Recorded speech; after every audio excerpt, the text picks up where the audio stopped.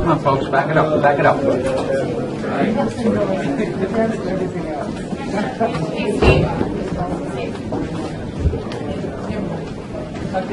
Tuck it in first. Bring it back in. Paul, bring it back in. Bring it back in. Tuck it in.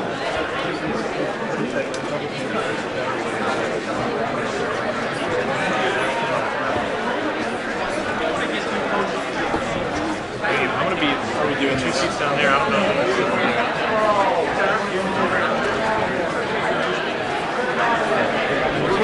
She's stopping the game, so is he got right there? I can sit there and I'll sit farther down. Sorry about my stuff. She's not.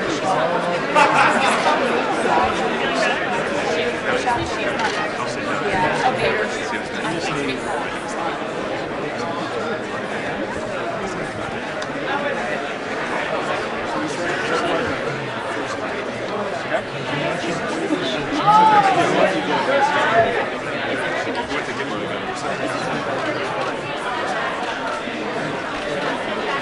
This is one straight away.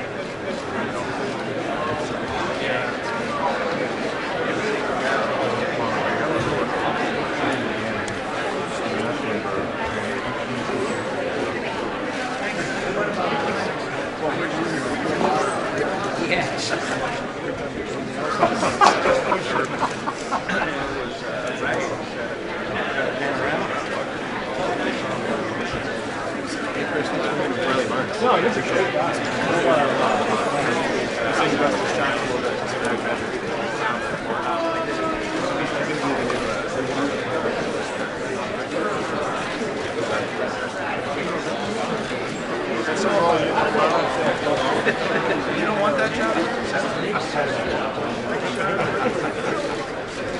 No, he said it's all good.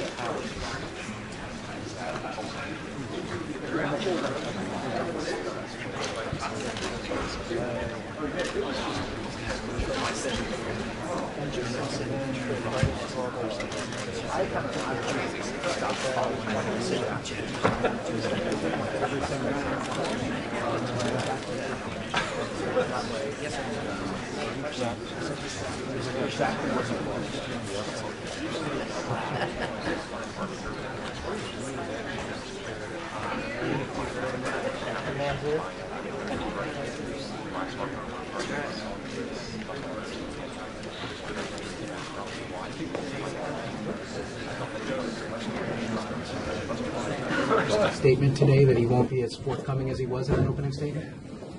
Oh, I think he's going to try to give all the facts that he feels he can without jeopardizing Robert Mueller's, the special counsel's, investigation. But he is aware of those lines since he has walked them for many years, and I think he will walk the line today, but with an eye towards, he wouldn't have agreed to publicly testify if he wasn't willing to give as much information as he could about the circumstances. Thanks very much, Senator. Senator out, please. Thank you.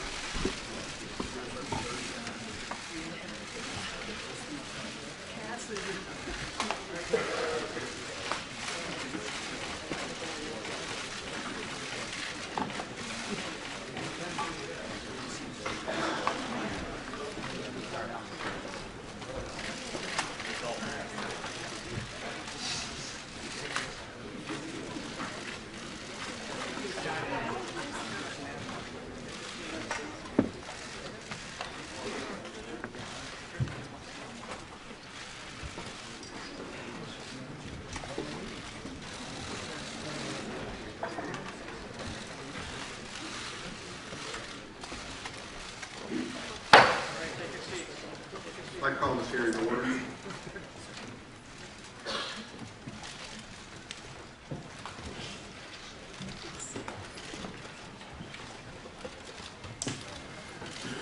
Director Comey, I appreciate your willingness to appear before the committee today, and more importantly, I thank you for your dedicated service and leadership to the Federal Bureau of Investigation.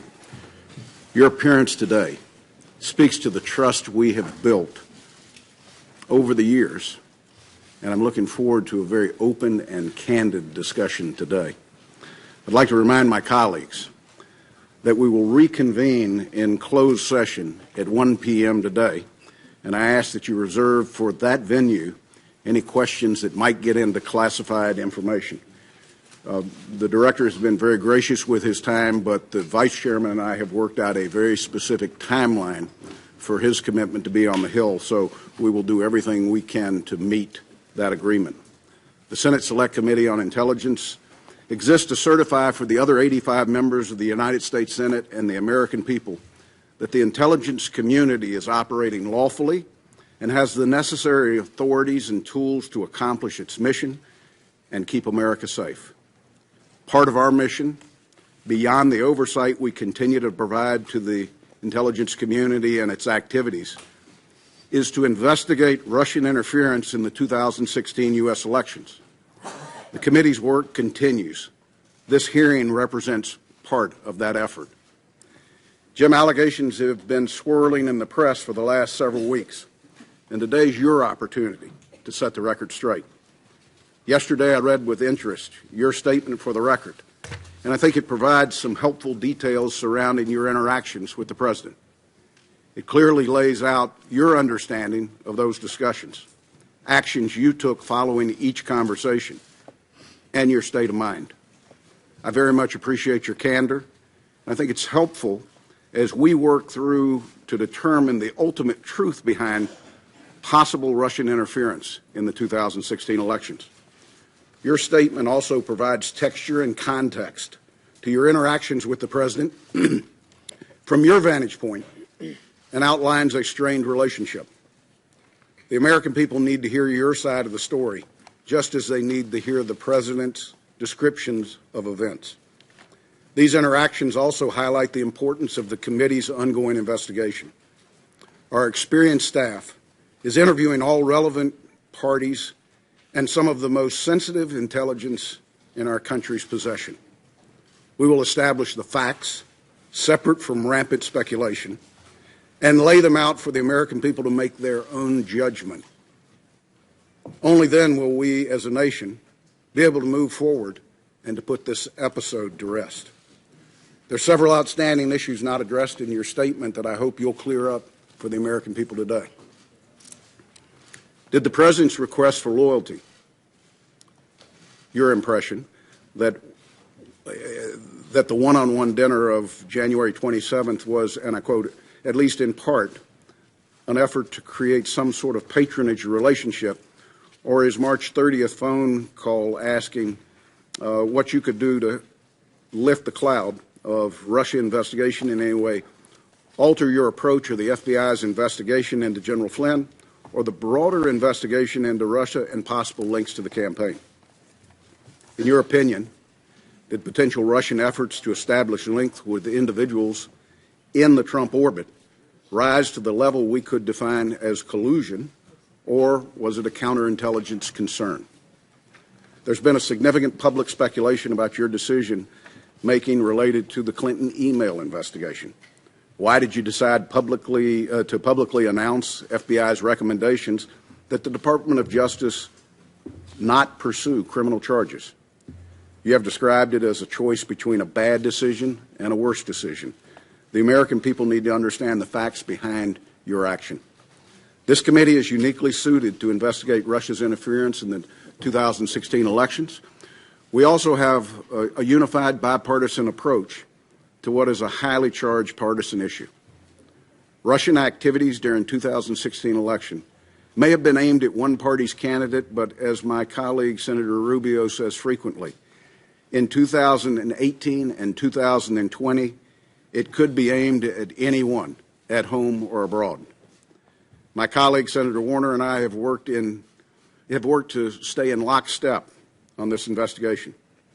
We've had our differences on approach at times, but I've constantly stressed that we need to be a team, and I think Senator Warner agrees with me. We must keep these questions above politics and partisanship. It's too important to be tainted by anyone trying to score political points. With that, again, I welcome you, Director, and I turn to the Vice Chairman for any comments he might have. Well, thank you, Mr. Chairman. And let me start by, again, absolutely thanking all the members of the committee for the seriousness in which they've taken on this task. Mr. Comey, thank you for agreeing to come testify as part of this committee's investigation into Russia. I realize that this hearing has been obviously the focus of a lot of Washington in the last few days. But the truth is, many Americans who may be tuning in today probably haven't focused on every twist and turn of the investigation. So I'd like to briefly describe, at least from this senator's standpoint, what we already know and what we're still investigating. To be clear, this investigation is not about relitigating the election. It's not about who won or lost, and it sure as heck is not about Democrats versus Republicans. We're here because a foreign adversary attacked us right here at home, plain and simple, not by guns or missiles, but by foreign operatives seeking to hijack our most important democratic process, our presidential election. Russian spies engaged in a series of online cyber raids and a broad campaign of disinformation, all ultimately aimed at sowing chaos to undermine public faith in our process, in our leadership, and ultimately in ourselves. And that's not just this senator's opinion. It is the unanimous determination of the entire U.S. intelligence community. So we must find out the full story. What the Russians did, and candidly, as some other colleagues have mentioned, why they were so successful. And more importantly, we must determine the necessary steps to take to protect our democracy and ensure they can't do it again. Chairman mentioned elections in 2018 and 2020. In my home state of Virginia, we have elections this year in 2017. Simply put, we cannot let anything or anyone prevent us from getting to the bottom of this.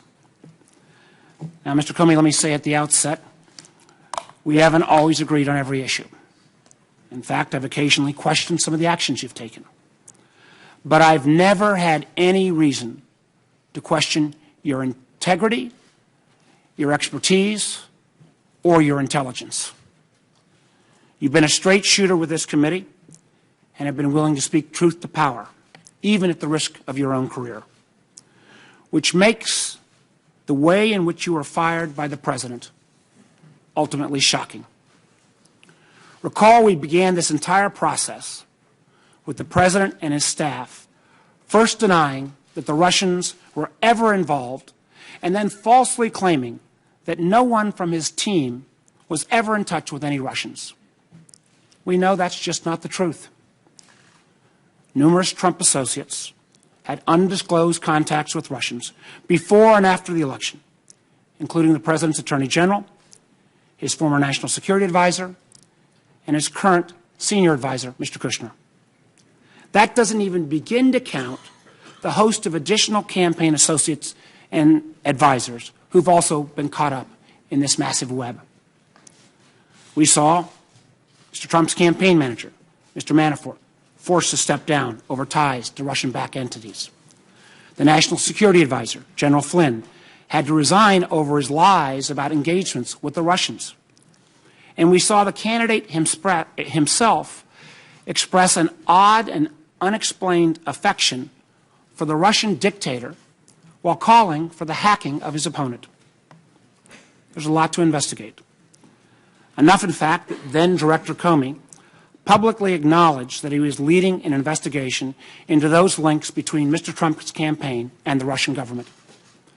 As the director of the FBI, Mr. Comey was ultimately responsible for conducting that investigation, which might explain why you're sitting now as a private citizen. What we didn't know was at the same time that this investigation was proceeding, the President himself appears to have been engaged in an effort to influence or at least co-opt the director of the FBI. The testimony that Mr. Comey has submitted for today's hearing is very disturbing. For example, on January 27th, after summoning Director Comey to dinner, the President appears to have threatened the director's job while telling him, quote, "I need loyalty. I expect loyalty." At a later meeting, on February 14th, the President asked the Attorney General to leave the Oval Office so that he could privately ask Director Comey, again, quote, "to see way clear to letting Flynn go." That is a statement that Director Comey interpreted as a request that he drop the investigation connected to General Flynn's false statements. Think about it. The President of the United States asking the FBI director to drop an ongoing investigation. And after that, the President called the FBI director on 2 additional occasions, March 30th and April 11th, and asked him again, quote, to lift the cloud on the Russia investigation. Now, Director Comey denied each of these improper requests. the loyalty pledge, the admonition to drop the Flynn investigation, the request to lift the cloud on the Russia investigation. Of course, after his refusals, Director Comey was fired. The initial explanation for the firing didn't pass any smell test. Somehow Director Comey was fired because he didn't treat Hillary Clinton appropriately.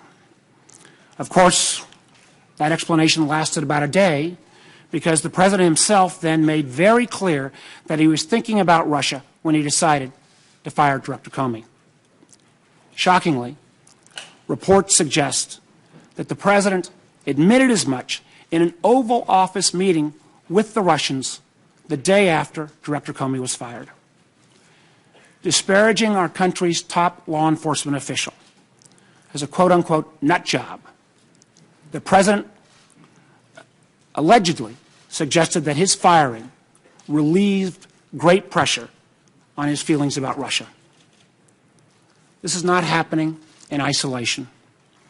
At the same time the President was engaged in these efforts with Director Comey, he was also, at least allegedly, asking senior leaders of the intelligence community to downplay the Russian investigation or to intervene with the director. Yesterday, we had DNI Director Coates and NSA Director Admiral Rogers, who were offered a number of opportunities to flatly deny those press reports. They expressed their opinions, but they did not take that opportunity to deny those reports. They did not take advantage of that opportunity. In my belief, that's not how the President of the United States should behave. Regardless of the outcome of our investigation into the Russia links, Director Comey's firing and his testimony raise separate and troubling questions that we must get to the bottom of. Again, as I said at the outset, I've seen firsthand how seriously every member of this committee is taking his work. I'm proud of the committee's efforts so far. But let me be clear. This is not a witch hunt. This is not fake news. It is an effort to protect our country from a new threat that, quite honestly, will not go away anytime soon.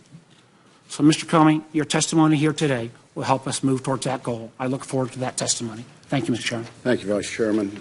Director, as discussed, when you agreed to appear before the committee, it would be under oath. I'd ask you to please stand, raise your right hand. Do you solemnly swear to tell the truth, the whole truth, and nothing but the truth, so help you God? Please be seated. Director Comey, you're now under oath. And I would just note to members, you will be recognized by seniority for a period up to 7 minutes. And again, it is the intent to move to a closed session no later than 1 p.m. With that, Director Comey, you are recognized. You have the floor for as long as you might need. Thank you, Mr. Chairman. Ranking Member Warner, members of the committee, thank you for inviting me here to testify today. I've submitted my statement for the record, and I'm not going to repeat it here this morning.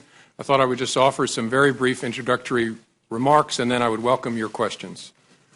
When I was appointed FBI Director in 2013, I understood that I served at the pleasure of the President. Even though I was appointed to a 10-year term, which Congress created in order to underscore the importance of the FBI being outside of politics and independent, I understood that I could be fired by a president for any reason or for no reason at all.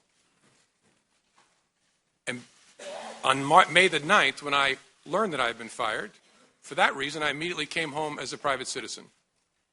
But then the explanations, the shifting explanations, confused me and increasingly concerned me. They confused me because the President and I had had multiple conversations about my job, both before and after he took office. And he had repeatedly told me I was doing a great job and he hoped I would stay. And I had repeatedly assured him that I did intend to stay and serve out the remaining 6 years of my term. He told me repeatedly that he had talked to lots of people about me, including our current Attorney General, and had learned that I was doing a great job and that I was extremely well liked by the FBI workforce. So it confused me when I saw on television the President saying that he actually fired me because of the Russia investigation, and learned again from the media that he was telling privately other parties that my firing had relieved great pressure on the Russia investigation. I was also confused by the initial explanation that was offered publicly, that I was fired because of the decisions I had made during the election year. That didn't make sense to me for a whole bunch of reasons, including the time and all the water that had gone under the bridge since those hard decisions had to be made. That didn't make any sense to me. And although the law required no reason at all to fire an FBI director, the administration then chose to defame me and, more importantly, the FBI by saying that the organization was in disarray, that it was poorly led, that the workforce had lost confidence in its leader. Those were lies, plain and simple. And I am so sorry that the FBI workforce had to hear them, and I'm so sorry that the American people were told them. I worked every day at the FBI to help make that great organization better. And I say help because I did nothing alone at the FBI. There are no indispensable people at the FBI. The organization's great strength is that its values and abilities run deep and wide. The FBI will be fine without me. The FBI's mission will be relentlessly pursued by its people, and that mission is to protect the American people and uphold the Constitution of the United States. I will deeply miss being part of that mission, but this organization and its mission will go on long beyond me and long beyond any particular administration. I have a message before I close for my former colleagues of the FBI, but at first I want the American people to know this truth. The FBI is honest, the FBI is strong, and the FBI is and always will be independent. And now to my former colleagues, if I may. I am so sorry that I didn't get the chance to say goodbye to you properly. It was the honor of my life to serve beside you, to be part of the FBI family, and I will miss it for the rest of my life. Thank you for standing watch. Thank you for doing so much good for this country. Do that good as long as ever you can. And Senators, I look forward to your questions.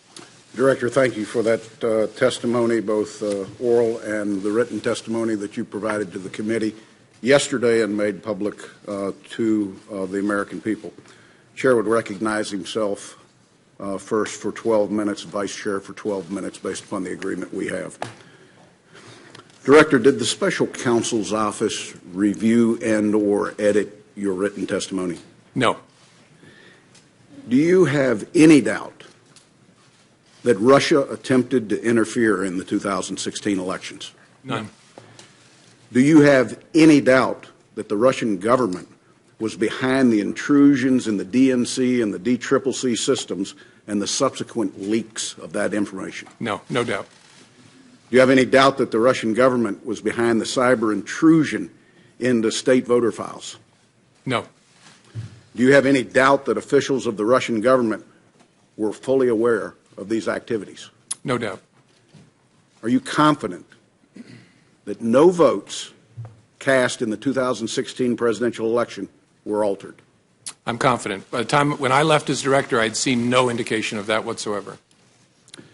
Director Comey, did the president at any time ask you to stop the FBI investigation into Russian involvement in the 2016 U.S. elections? Not to my understanding, no.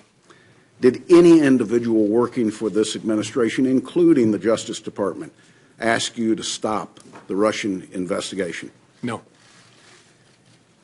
Director, when the president requested that you, and I quote, let Flynn go, General Flynn had an unreported contact with the Russians, which is an offense. And if press accounts are right, there might have been discrepancies between facts and his FBI testimony. In your estimation, was General Flynn at that time in serious legal jeopardy? And in addition to that, do you sense that the president was trying to obstruct justice or just seek for a way for Mike Flynn to save face, given he had already been fired? Well, General Flynn at that point in time was in legal jeopardy. There was an open FBI criminal investigation of his statements in connection with the Russian contacts and the contacts themselves. And so that was my assessment at the time. I don't think it's for me to say whether the conversation I had with the President was an effort to obstruct. I took it as a very disturbing thing, very concerning, but that's a conclusion I'm sure the special counsel will work towards to try and understand what the intention was there and whether that's an offense. Director, is it possible that as part of this FBI investigation, the FBI could find evidence of criminality that is not tied to the 2016 elections, possible collusion, or coordination with Russians? Sure. So there could be something that just fits a criminal aspect to this that doesn't have anything to do with the 2016 election cycle. Correct. In any complex investigation, when you start turning over rocks, sometimes you find things that are unrelated to the primary investigation that are criminal in nature. Director Comey, you have been criticized publicly for the decision to present your findings on the email investigation directly to the American people. Have you learned anything since that time that would have changed what you said or how you chose to inform the American people? Honestly, no. I mean, it caused a whole lot of personal pain for me, but as I look back, given what I knew at the time and even what I've learned since, I think it was the best way to try and protect the justice institution, including the FBI. In the public domain is this question of the Steele dossier, a document that has been around now for over a year. I'm not sure when the FBI first took possession of it, but the media had it before you had it and we had it. At the time of your departure from the FBI, was the FBI able to confirm any criminal allegations contained in the Steele document? Mr. Chairman, I don't think that's a question I can answer in an open setting because it goes into the details of the investigation.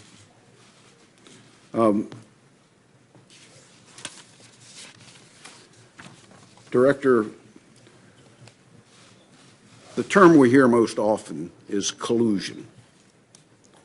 When people are describing possible links between Americans and Russian government entities related to the interference in our election, would you say that it's normal for foreign governments to reach out to members of an incoming administration?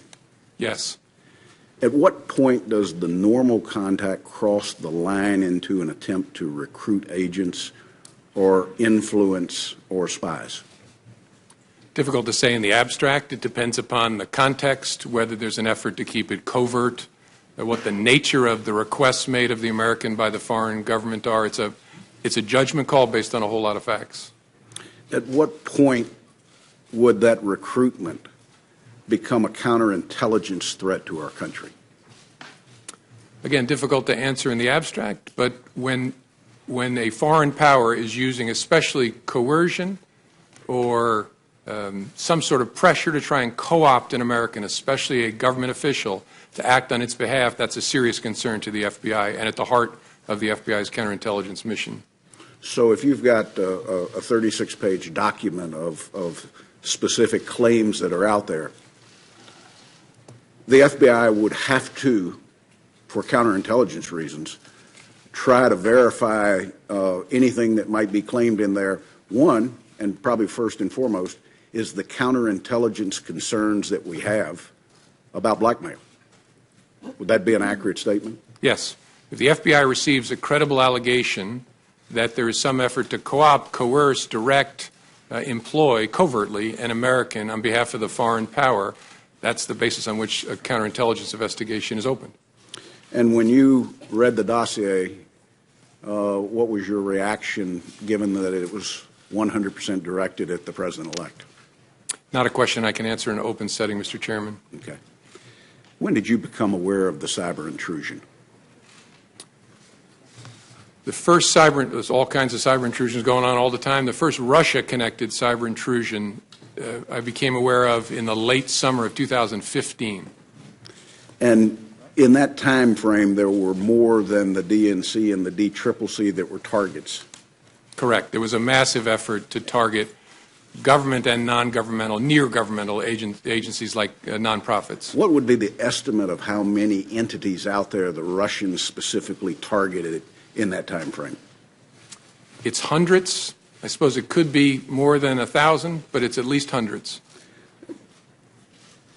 When did you become aware that data had been exfiltrated? I'm not sure exactly. I think either late 15 or early 16. And did you, the director of the FBI, have conversations with the last administration about the risk that this posed? Yes. And share with us, if you will, what actions they took. Well, the FBI had already undertaken an effort to notify all the victims, and that's what we consider the entities that were attacked as part of this massive spear phishing campaign. And so we notified them in an effort to disrupt what might be ongoing. And then there was a series of continuing interactions with entities through the rest of 15 into 16. And then throughout 16, the administration was trying to decide how to respond to the intrusion activity that it saw. And the FBI, in this case, unlike other cases that you might investigate, did you ever have access to the actual hardware that was hacked, or did you have to rely on a third party to provide you the data that they had collected? In the case of the DNC, and I believe the DCCC, but I'm sure the DNC, we did not have access to the devices themselves. We got relevant forensic information from a private party, a high-class entity that had done the work, but we didn't get direct access. But no content? Correct. Isn't content an important part of the forensics from a counterintelligence standpoint? It is, although what was briefed to me by my folks, the people who were my folks at the time, is that they had gotten the information from the private party that they needed to understand the intrusion by the spring of 2016. Let me go back, if I can, very briefly, to the decision to publicly go out with your results on the email. Was your decision influenced by the Attorney General's tarmac meeting with the former President Bill Clinton? Yes, in a ultimately conclusive way. That was the thing that capped it for me, that I had to do something separately to protect the credibility of the investigation, which meant both the FBI and the Justice Department.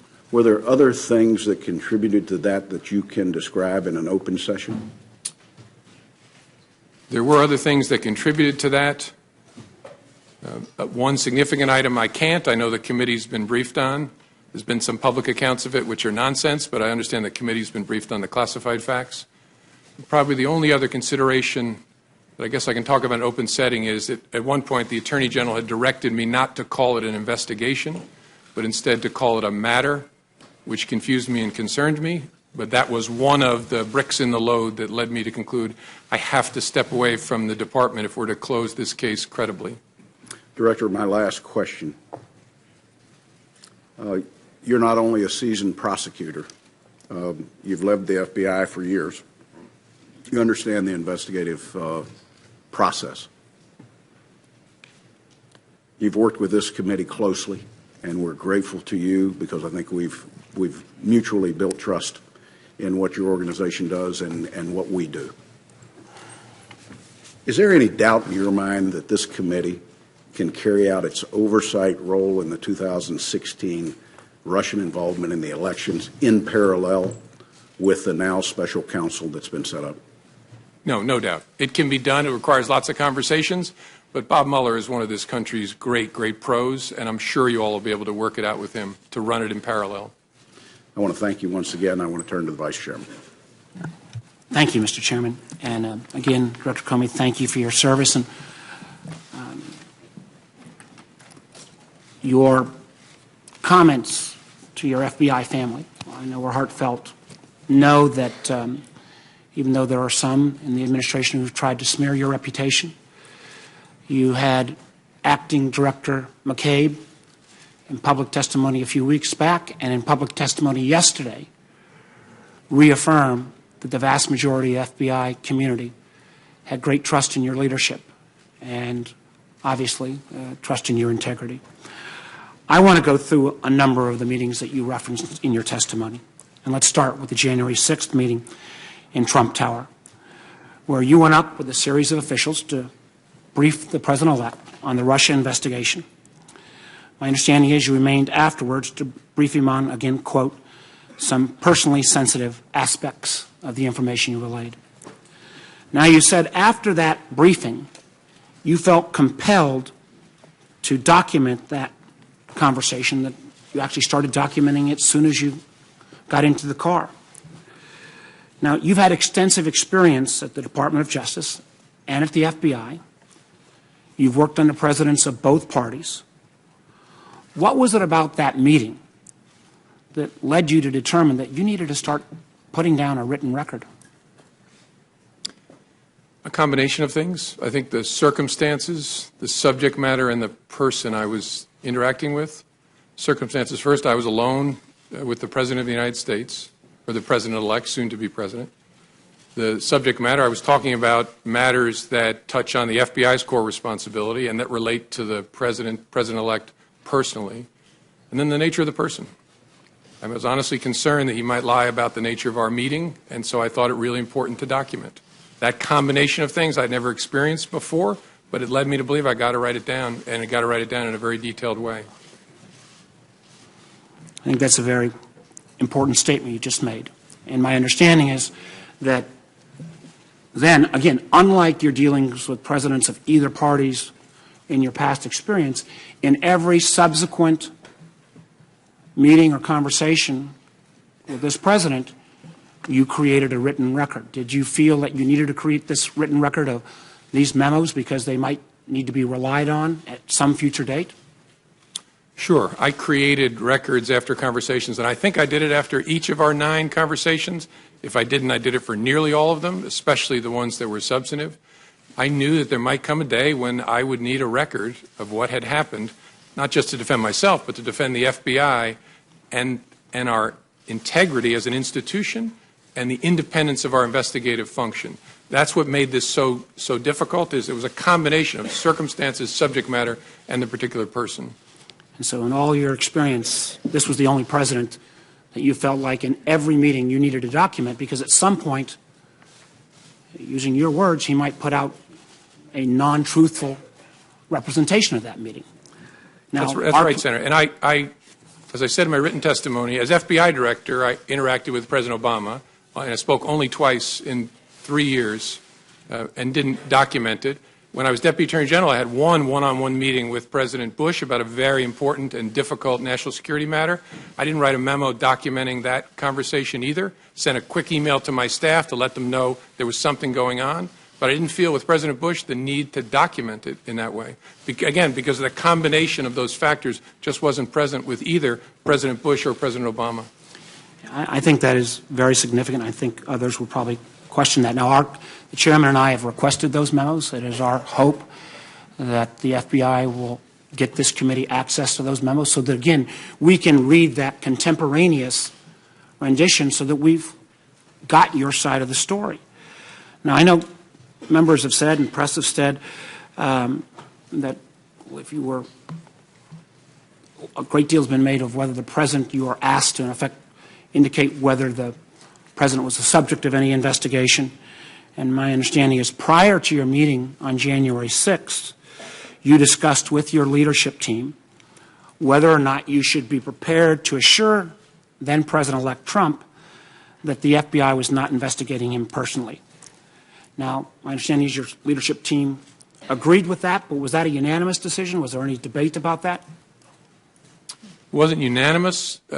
One of the members of the leadership team had a view that although it was technically true, we did not have a counterintelligence file case open on then President-elect Trump. His concern was because we're looking at the potential, again, that's the subject of the investigation, coordination between the campaign and Russia, because it was President Trump, President-elect Trump's campaign, this person's view was inevitably his behavior, his conduct will fall within the scope of that work, and so he was reluctant to make the statement that I made. I disagreed. I thought it was fair to say what was literally true. There is not a counterintelligence investigation of Mr. Trump, and I decided in the moment to say it, given the nature of our conversation. At that moment in time, did you ever revisit that as in these subsequent sessions? With the FBI leadership team? team? Sure. And the leader who had that view, it didn't change.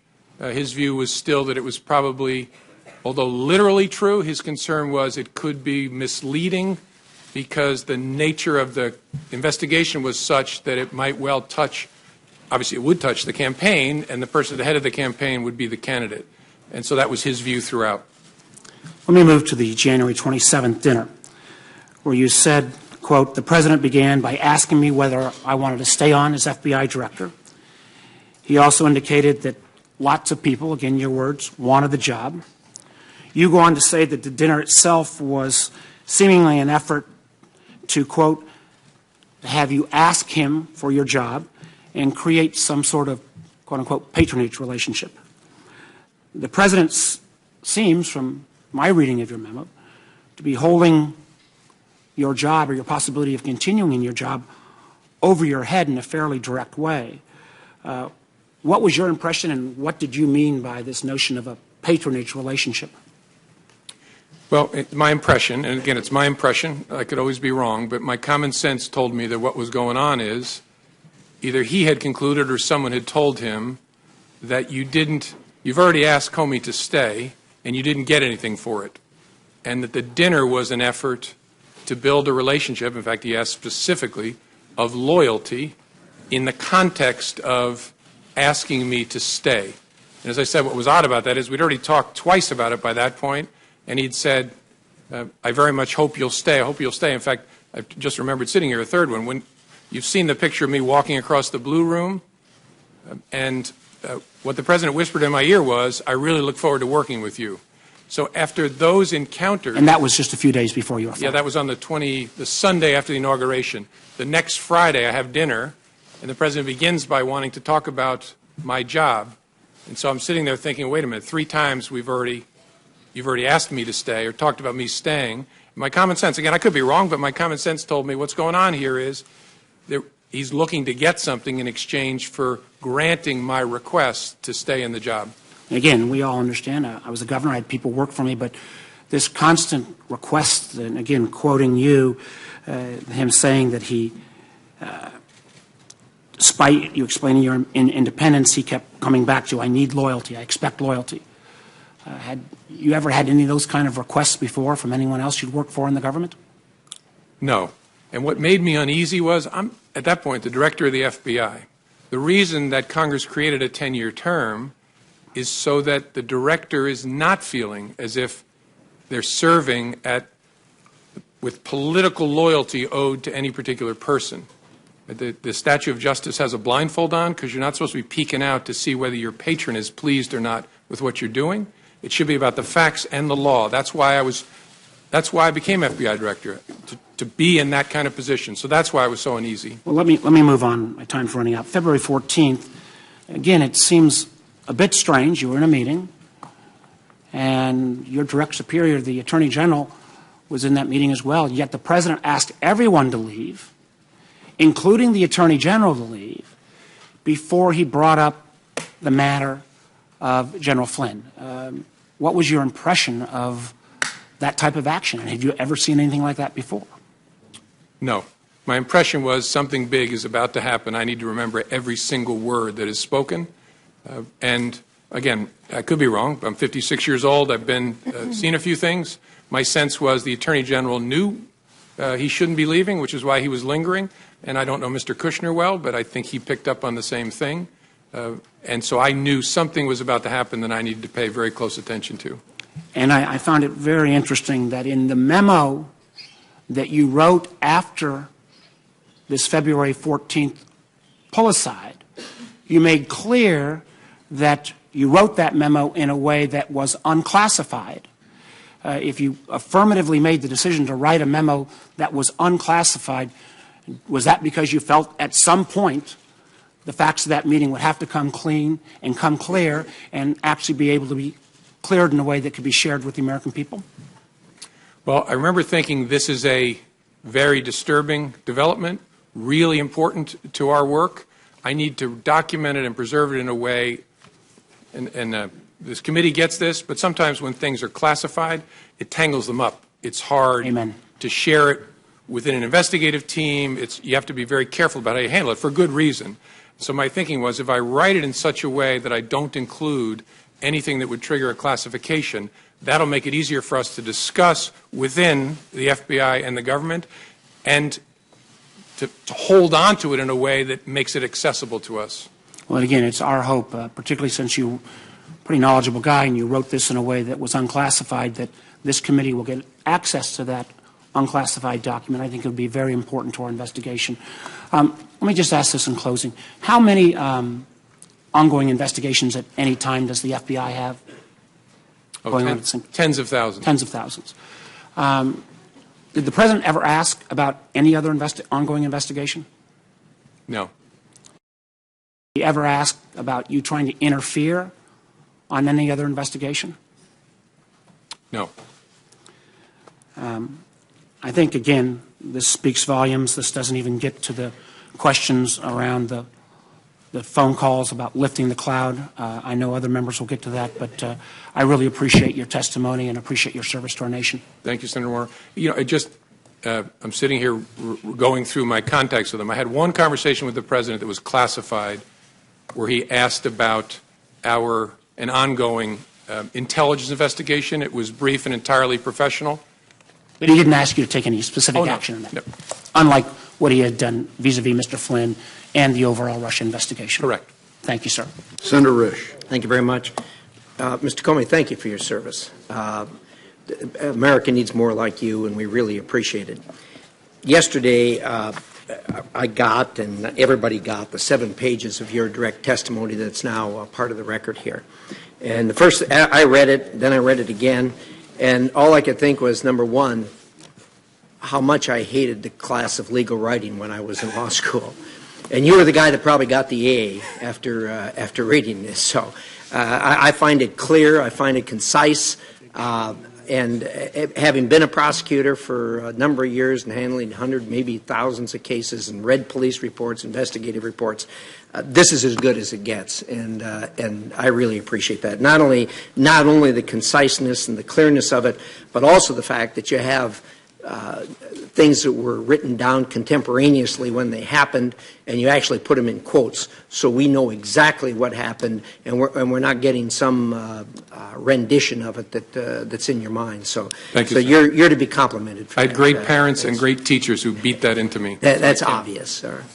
The chairman walked you through a number of things that the American people need to know and want to know. Number one, obviously, we all know about the active measures that the Russians have taken. I think a lot of people were surprised at this. Those of us that work in the intelligence community, it didn't come as a surprise, but now the American people know this, and it's good they know this because this is serious and it's a problem. I think, secondly, I gather from all this that you're willing to say now that while you were director, the President of the United States was not under investigation. Is that a fair statement? That's correct. All right. So that's a fact that we can rely on at this Yes, sir. Okay. I remember you talked with us shortly after February 14th when the New York Times wrote an article that suggested that the Trump campaign was colluding with the Russians. You remember reading that article when it first came out? I do. It was about allegedly extensive electronic surveillance. Correct. Communications. Yes. And that upset you to the point where you actually went out and surveyed the intelligence community to see whether you were missing something in that. Is that correct? That's correct. I want to be careful in open setting. I'm not going to go any further than that. Okay. With it, so thank you.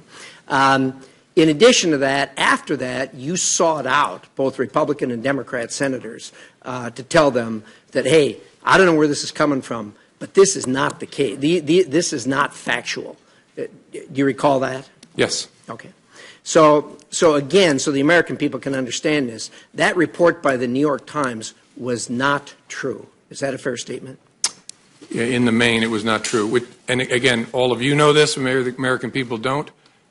The challenge, and I'm not picking on reporters, about writing stories about classified information is the people talking about it often don't really know what's going on, and those of us who actually know what's going on are not talking about it.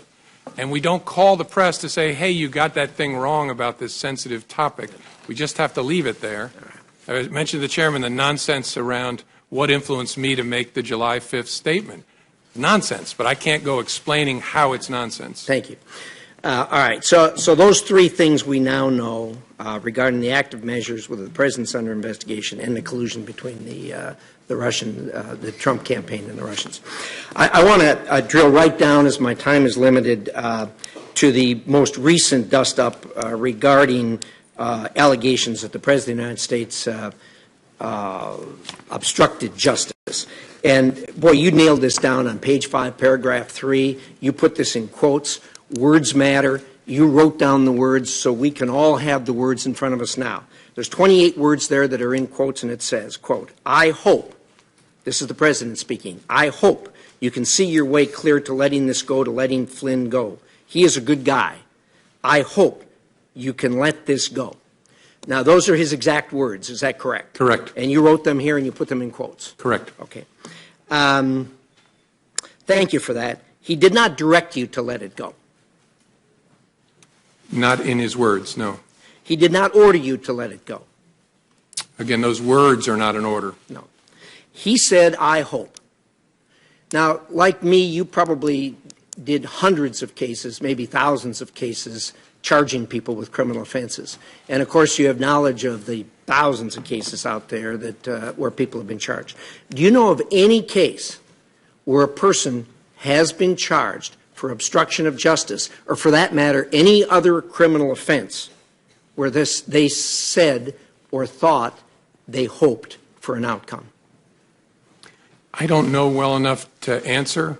And the reason I keep saying his words is I took it as a direction. Right. I mean, this is the President of the United States with me alone saying, I hope this. I took it as this is what he wants me to do. Now, I didn't obey that, but that's the way I took it. You may have taken it as a direction, but that's not what he said. Correct. He said, I hope. Those are exact words, okay. Correct. You don't know of anyone that's ever been charged for hoping something. Is that a fair statement? I don't, as I sit here. Yeah, thank you. Thank you, Mr. Chairman. Senator Feinstein. Thanks very much, Mr. Chairman. Mr. Comey, I just want you to know that I have great respect for you. Senator Cornyn and I sit on the Judiciary Committee, so we have occasion to have you before us. And I know that you're a man of strength and integrity. And I really regret the situation that we all find ourselves in. I just want to say that. Let me begin with one overarching question. Why do you believe you were fired? I guess I don't know for sure. I believe I think the President had his word that I was fired because of the Russia investigation. Something about the way I was conducting it, the President felt created pressure on him that he wanted to relieve. Again, I didn't know that at the time, but I've watched his interview. I've read the press accounts of his conversations, so I take him at his word there. Now, look, I could be wrong. Maybe he's saying something that's not true, but I take him at his word, at least based on what I know now. Talk for a moment about his request that you pledge loyalty and your response to that and what impact you believe that had. I don't know for sure because I don't know the President well enough to read him well. I think it was, first of all, our relationship didn't get off to a great start given the conversation I had to have on January 6th. This was not, this didn't improve the relationship because it was very, very awkward. He was asking for something and I was refusing to give it. But again, I don't know him well enough to know how he reacted to that exactly. Do you believe the Russia investigation played a role? And why I was fired? Yes. Yes, because I've seen the President say so. Let's go to the Flynn issue. Senator Reich outlined, I hope you could see your way to letting Flynn go. He's a good guy. I hope you can let this go. But you also said in your written remarks, and I quote, that you had understood the President to be requesting that we drop any investigation of Flynn in connection with false statements about his conversations with the Russian ambassador in December, end quote. Please go into that with more detail. Well, the context and the President's words are what led me to that conclusion. As I said in my statement, I could be wrong, but Flynn had been forced to resign the day before. And the controversy around General Flynn at that point in time was centered on whether he had lied to the Vice President about the nature of his conversations with the Russians, whether he had been candid with others in the course of that. And so that happens on the day before. On the 14th, the President makes specific reference to that. And so that's why I understood him to be saying that what he wanted me to do was drop any investigation connected to Flynn's account of his conversations with the Russians. Now, here's the question. You're big, you're strong. I know the Oval Office, and I know what happens to people when they walk in. There is a certain amount of intimidation. But why didn't you stop and say, Mr. President, this is wrong. I cannot discuss this with you? It's a great question. Maybe if I were stronger, I would have. I was so stunned by the conversation that I just took it in. And the only thing I could think to say, because I was playing in my mind, because I could remember every word he said, I was playing in my mind, what should my response be? And that's why I very carefully chose the words. And look, I've seen the tweet about tapes. Lordy, I hope they're tapes. I remember saying, I agree he's a good guy, as a way of saying I'm not agreeing with what you just asked me to do. Again, maybe other people would be stronger in that circumstance, but that's how I conducted myself. I hope I'll never have another opportunity. Maybe if I did it again, I would do it better. You described 2 phone calls that you received from President Trump, one on March 30 and one on April 11, where he, quote, described the Russia investigation as a cloud that was impairing his ability, end quote, as president, and asked you, quote, to lift the cloud, end quote. How did you interpret that? And what did you believe he wanted you to do? I interpreted that as he was frustrated that the Russia investigation was taking up so much time and energy. I think he meant of the executive branch, but in the public square in general, and it was making it difficult for him to focus on other priorities of his. But what he asked me was actually narrower than that. So I think what he meant by the cloud, and again, I could be wrong, but what I think he meant by the cloud was the entire investigation is taking up oxygen and making it hard for me to focus on the things I want to focus on. The ask was to get it out that I, the president, am not personally under investigation. After April 11th, did he ask you more ever about the Russia investigation? Did he ask you any questions? We never spoke again after April 11th. You told the president, I would see what we could do. What did you mean? That was kind of a slightly cowardly way of trying to avoid telling him we're not going to do that, that I would see what we could do. It was a way of kind of getting off the phone, frankly. And then I turned and handed it to the acting Deputy Attorney General, Mr. Bente. So I wanted to go into that. Who did you talk with about that, lifting the cloud, stopping the investigation back at the FBI, and what was their response? Well, the FBI, during one of the 2 conversations, I'm not remembering exactly, I think the first, my chief of staff was actually sitting in front of me and heard my end of the conversation because the president's call was a surprise.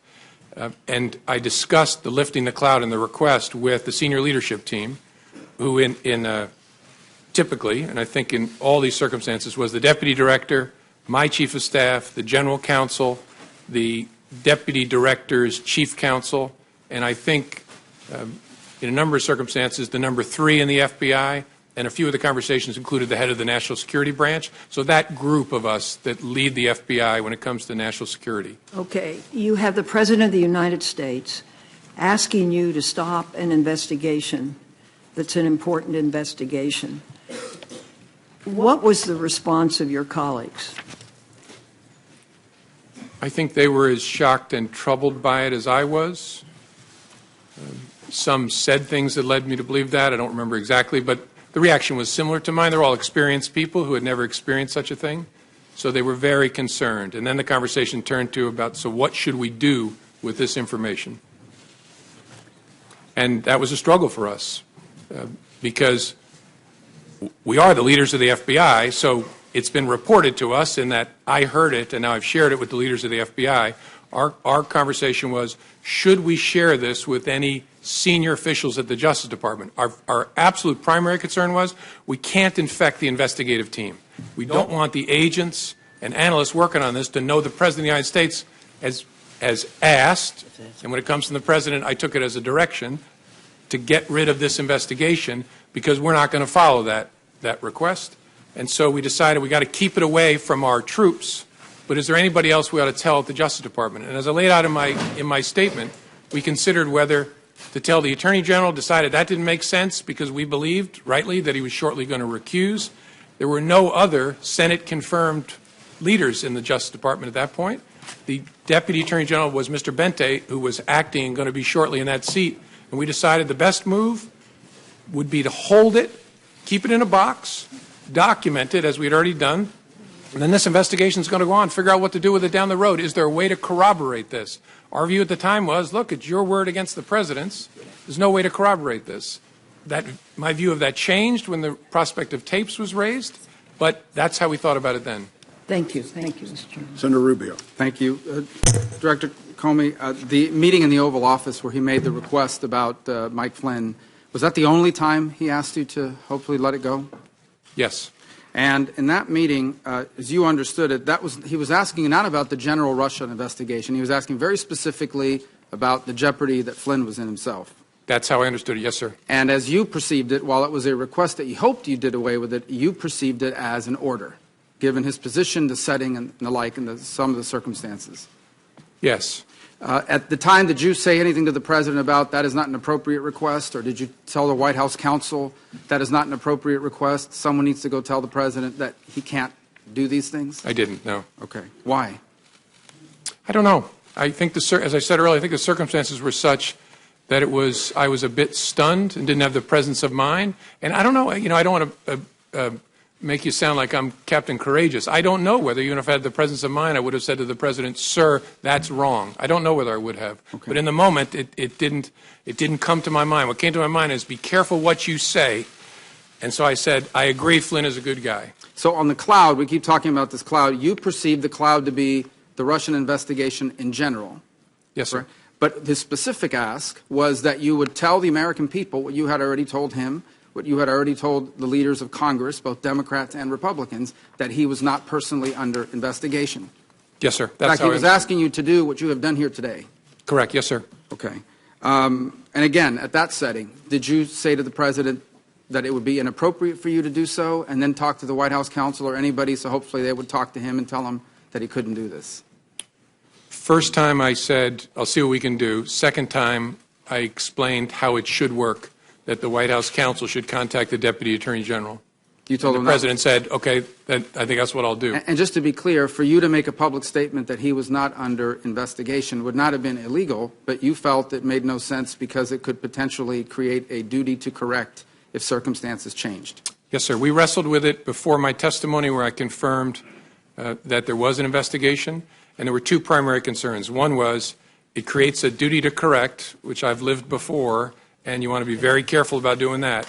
And second, it's a slippery slope because if we say the President and the Vice President aren't under investigation, what's the principled basis for stopping? Okay. And so the leadership at Justice, Acting Attorney General Bente, said you're not going to do that. Now, on March 30th, during the phone call about General Flynn, you said he abruptly shifted and brought up something that you call, quote unquote, the McCabe thing. Specifically, the McCabe thing, as you understood it, was that McCabe's wife had received campaign money from what I assume means Terry McAuliffe. Yes, sir. That's what very close to the Clintons. And so why had the President at any point in time expressed to you concern, opposition, potential opposition to McCabe? I don't like this guy because he got money from someone that's close to Clinton. He had asked me during previous conversations about Andy McCabe and said, in essence, how's he going to be with me as president? I was pretty rough on him on the campaign trail. He was rough on McCabe? He was rough, by his own account. He said he was rough on McCabe and Mrs. McCabe on the campaign trail. How's he going to be? And I assured the President, Andy is a total pro. No issue at all. You got to know the people of the FBI. They are not. So then the President turns to you and says, remember, I never brought up the McCabe thing because you said he was a good guy. Did you perceive that to be a statement that I took care of you, I didn't do something because you told me he was a good guy, so now I'm asking you potentially for something in return? Is that how you perceived it? I wasn't sure what to make of it, honestly. That's possible, but it was so out of context that I didn't have a clear view of what it was. Now, on a number of occasions here, you bring up, let's talk now about the general Russia investigation, okay? In page 6 of your testimony, you say, the first thing you say is, he asked what we could do to, quote-unquote, lift the cloud, the general Russia investigation, and you responded that we were investigating the matter as quickly as we could and that there would be great benefit if we didn't find anything to having done the work well, and he agreed.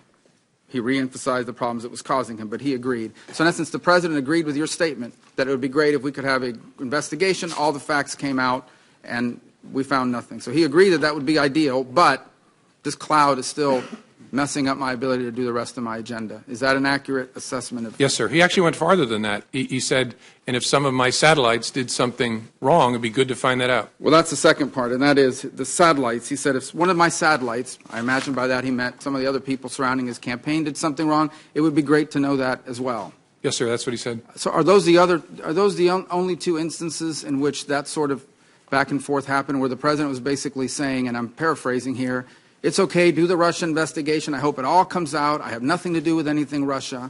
It'd be great if it all came out, if people around me were doing things that were wrong. Yes, as I recorded it accurately there, that was the sentiment he was expressing. Yes, sir. So what it comes down to is the President has asked three things of you. He asked for your loyalty, and you said you would be loyally honest. Honestly loyal. Honestly loyal. He asked you on one occasion to let the Mike Flynn thing go because he was a good guy. By the way, you're aware that he said the exact same thing in the press the next day. He's a good guy, he's been treated unfairly, et cetera, et cetera. So I imagine your FBI agents read that.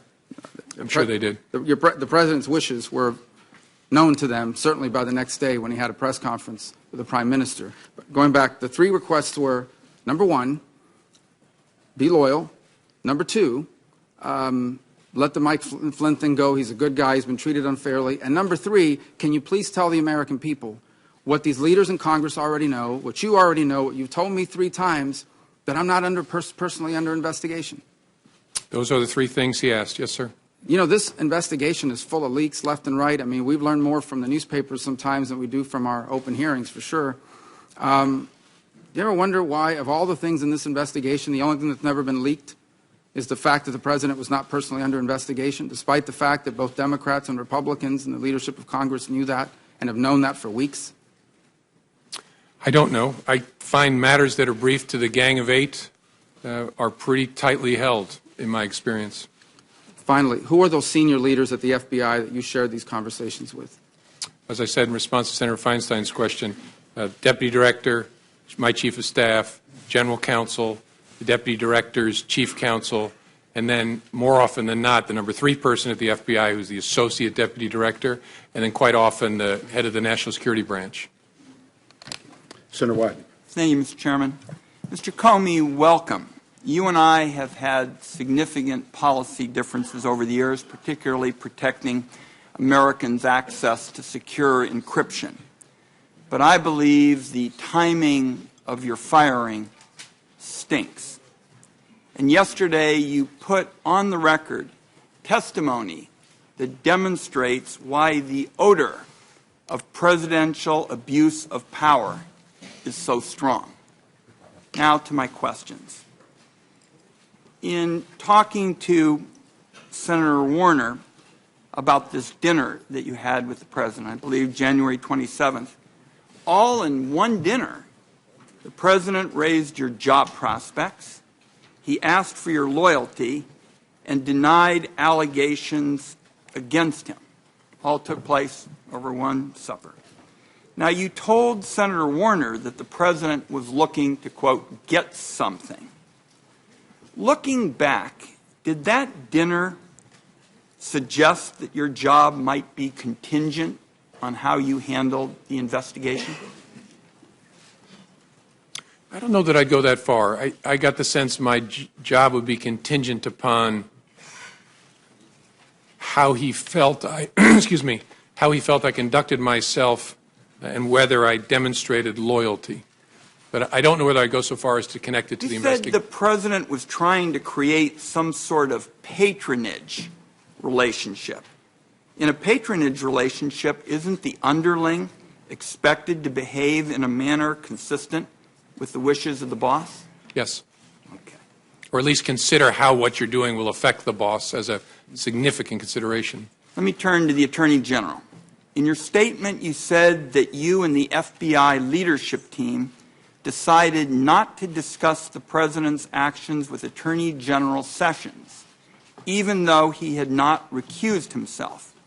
What was it about the Attorney General's own interactions with the Russians or his behavior with regard to the investigation that would have led the entire leadership of the FBI to make this decision? Our judgment, as I recall, was that he was very close to and inevitably going to recuse himself for a variety of reasons. We also were aware of facts that I can't discuss in an open setting that would make his continued engagement in a Russia-related investigation problematic. And so we were convinced, and in fact I think we'd already heard that the career people were recommending that he recuse himself, that he was not going to be in contact with Russia-related matters much longer. And that turned out to be the case. How would you characterize Attorney General Sessions' adherence to his recusal, in particular with regard to his involvement in your firing, which the President has acknowledged was because of the Russian investigation? That's a question I can't answer. I think it's a reasonable question. If, as the President said, I was fired because of the Russia investigation, why was the Attorney General involved in that chain? I don't know. And so I don't have an answer for the question. Your testimony was that the President's request about Flynn could infect the investigation. Had the President got what he wanted and what he asked of you, what would have been the effect on the investigation? Well, we would have closed any investigation of General Flynn in connection with his statements about and encounters with Russians in the late part of December. So we would have dropped an open criminal investigation. So, in effect, when you talk about infecting the enterprise, you would have dropped something major that would have spoken to the overall ability of the American people to get the facts. Correct. And as good as our people are, our judgment was we don't want them hearing that the President of the United States wants this to go away, because it might have an effect on their ability to be fair and impartial and aggressive. Now, the acting Attorney General Yates found out that Michael Flynn could be blackmailed by the Russians, and she went immediately to warn the White House. Flynn is gone, but other individuals with contacts with the Russians are still in extremely important positions of power. Should the American people have the same sense of urgency now with respect to them? I think all I can say, Senator, is the special counsel's investigation is very important. Understanding what efforts there were or are by the Russian government to influence our government is a critical part of the FBI's mission. So, and you've got the right person in Bob Mueller to lead it. So it's a very important piece of work. Vice President Pence was the head of the transition. To your knowledge, was he aware of the concerns about Michael Flynn prior to or during General Flynn's tenure as National Security Advisor? I don't. You're asking, including up to the time when Flynn was forced to resign? My understanding is that he was, and I'm trying to remember where I get that understanding from. I think from Acting Attorney General Yates. So, former Acting Attorney General Yates testified that concerns about General Flynn were discussed with the intelligence community. Would that have included anyone at the CIA or Dan Coates' office, the DNI? I would assume yes. Michael Flynn resigned 4 days after Attorney General Sessions was sworn in. Do you know if the Attorney General was aware of the concerns about Michael Flynn during that period? I don't, as I sit here. I don't recall that he was. I could be wrong, but I don't remember that he was. And Finally, let's see if you can give us some sense of who recommended your firing. Besides the letters from the Attorney General, the Deputy Attorney General, do you have any information on who may have recommended or have been involved in your firing? I don't. Okay. Thank you, Mr. Chairman. Senator Collins. Thank you, Mr. Chairman. Mr. Comey, let me begin by thanking you for your voluntary compliance with our request to appear before this committee and assist us in this very important investigation. I want first to ask you about your conversations with the President, the 3 conversations in which you told him that he was not under investigation. The first was during your January 6th meeting, according to your testimony, in which it appears that you actually volunteered that assurance. Is that correct? That's correct. Did you limit that statement to counterintelligence investigations, or were you talking about any kind of FBI investigation? I didn't use the term counterintelligence. I was speaking to him and briefing him about some salacious and unverified material. It was in the context of that he had a strong and defensive reaction about that not being true, and my reading of it was important for me to assure him we were not personally investigating him. And so the context then was actually narrower, focused on what I just talked to him about. But it was very important because it was, first, true, and second, I was very, very much about being in kind of a J. Edgar Hoover type situation. I didn't want him thinking that I was briefing him on this to sort of hang it over him in some way. I was briefing him on it because we had been told by the media it was about to launch. We didn't want to be keeping that from him. And if there was he needed to know this was being said. But I was very keen not to leave him with an impression that the Bureau was trying to do something to him.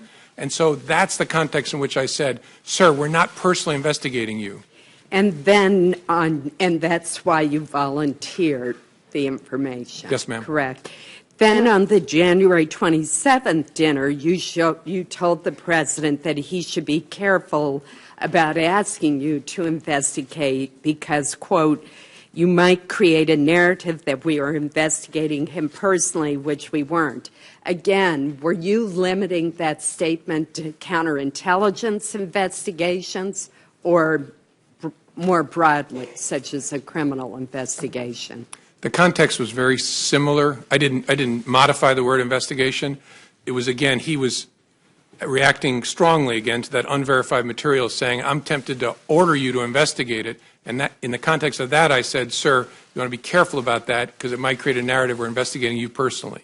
And then there was the March 30th phone call with the President in which you reminded him that congressional leaders have been briefed that we were not personally, the FBI was not personally investigating President Trump. And again, was that statement to congressional leaders and to the President limited to counterintelligence investigations, or was it a broader statement?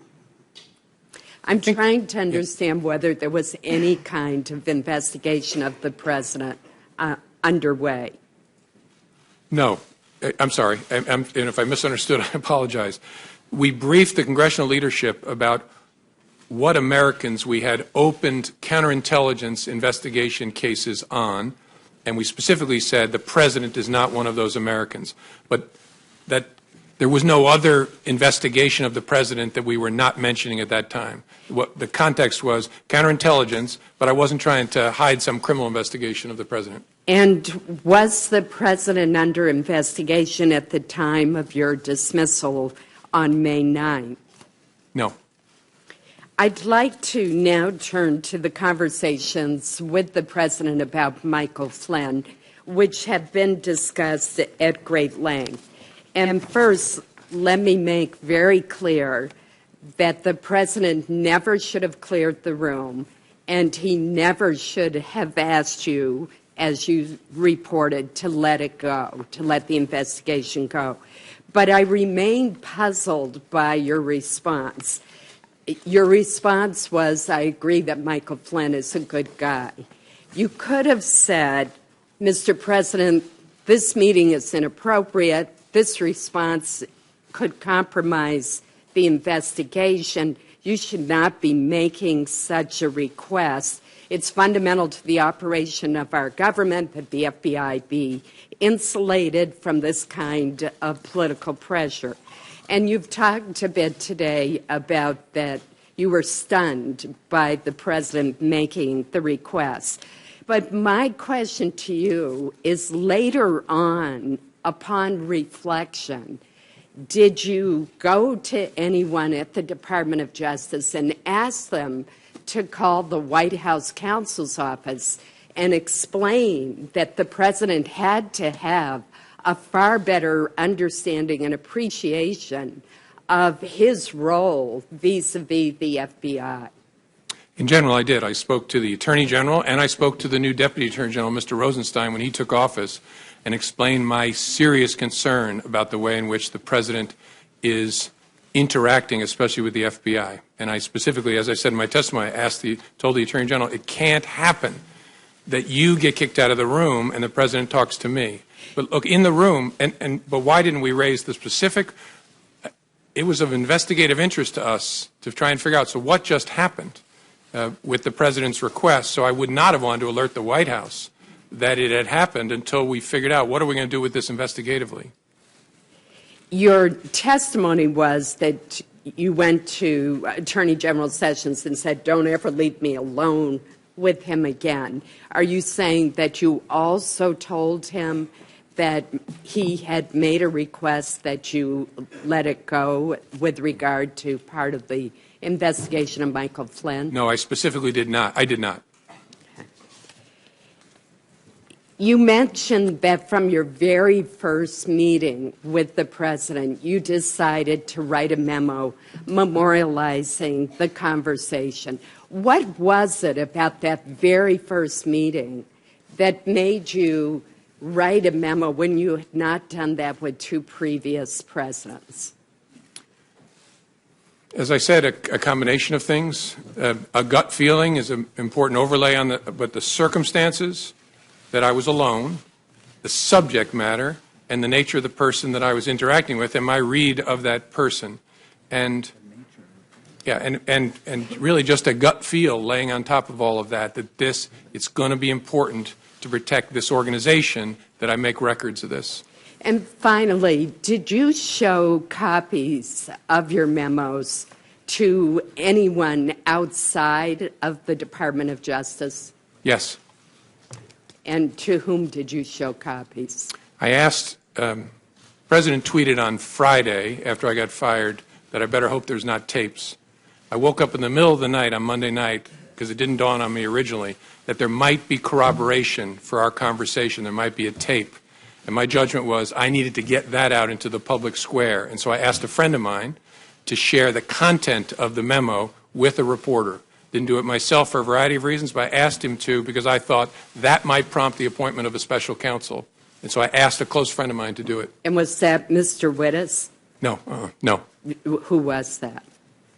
A good friend of mine who's a professor at Columbia Law School. Thank you. Senator Heinrich. Mr. Comey, prior to January 27th of this year, have you ever had a one-on-one meeting or a private dinner with a president of the United States? No. I met dinner, no. I had two one-on-ones with President Obama that I laid out in my testimony, once to talk about law enforcement issues, law enforcement and race, which was an important topic throughout for me and for the president, and then once very briefly for him to say goodbye. Were those brief interactions? No. The one about law enforcement and race and policing, we spoke for probably over an hour, just the two of us. How unusual is it to have a one-on-one dinner with the president? Did that strike you as odd? Yeah, so much so that I assumed there would be others, that he couldn't possibly be having dinner with me alone. Do you have an impression that if you had found, if you had behaved differently in that dinner, and I am quite pleased that you did not, but if you had found a way to express some sort of expression of loyalty, or given some suggestion that the Flynn criminal investigation might be pursued less vigorously, do you think you would have still been fired? I don't know. It's impossible to say looking back. I don't know. But you felt like those two things were directly relevant to your the kind of relationship that the president was seeking to establish with you? Sure. Yes. Yeah. The president has repeatedly talked about the Russian investigation into the U.S.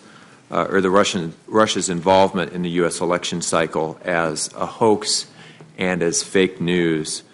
Can you talk a little bit about what you saw as FBI director, and obviously only the parts that you could share in this setting, that demonstrate how serious this action actually was and why there was an investigation in the first place?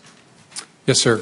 There should be no fuzz on this whatsoever. The Russians interfered in our election during the 2016 cycle. They did it with purpose. They did it with sophistication. They did it with overwhelming technical efforts. And it was an active measures campaign driven from the top of that government. There is no fuzz on that. It is a high confidence judgment of the entire intelligence community. And the members of this committee have seen the intelligence. It's not a close call. That happened. That's about as unfake as you can possibly get, and is very, very serious, which is why it's so refreshing to see a bipartisan focus on that, because this is about America, not about any particular party. So that was a hostile act by the Russian government against this country? Yes, sir. Did the president, in any of those interactions that you've shared with us today, ask you what you should be doing, or what our government should be doing, or the intelligence community, to protect America against Russian interference in our election system? I don't recall a conversation like that. Never? No. Do you find it odd? Not with President Trump. Right. I attended a fair number of meetings on that with President Obama. Do you find it odd that the president seemed unconcerned by Russia's actions in our election? I can't answer that because I don't know what other conversations he had with other advisors or other intelligence community leaders. So I just don't know sitting here. Did you have any interactions with the president that suggested he was taking that hostile action seriously? I don't remember any interactions with the president other than the initial briefing on January the 6th. I don't remember, could be wrong, but I don't remember any conversations with him at all about that. As you're very aware, it was only the two of you in the room for that dinner. You've told us that the president asked you to back off the Flynn investigation. The president told a reporter. Not in that dinner. Fair enough. Told the reporter he never did that. You've testified that the president asked for your loyalty in that dinner. The White House denies that. A lot of this comes down to who should we believe. Do you want to say anything as to why we should believe you? Probably, my mother raised me not to say things like this about myself, so I'm not going to. I think people should look at the whole body of my testimony. Mm-hmm. Because as I used to say to juries, that when I talked about a witness, you can't cherry pick it. You can't say, I like these things he said, but on this, he's a dirty, rotten liar. Right. You got to take it all together, and I've tried to be open and fair and transparent and accurate. A really significant fact to me is, so why did he kick everybody out of the Oval Office? Why would you kick the Attorney General, the President, the Chief of Staff out to talk to me if it was about something else? And so that to me, as an investigator, is a very significant fact. And as we look at testimony or as communication from both of you, we should probably be looking for consistency. Well, in looking at any witness, you look at consistency, track record, demeanor, record over time, that sort of thing. Thank you.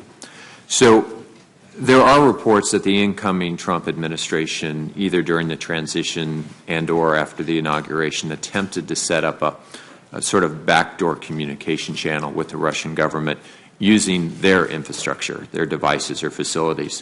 What would be the risks, particularly for a transition, someone not actually in the office of the president yet, to setting up unauthorized channels with a hostile foreign government, especially if they were to evade our own American intelligence services?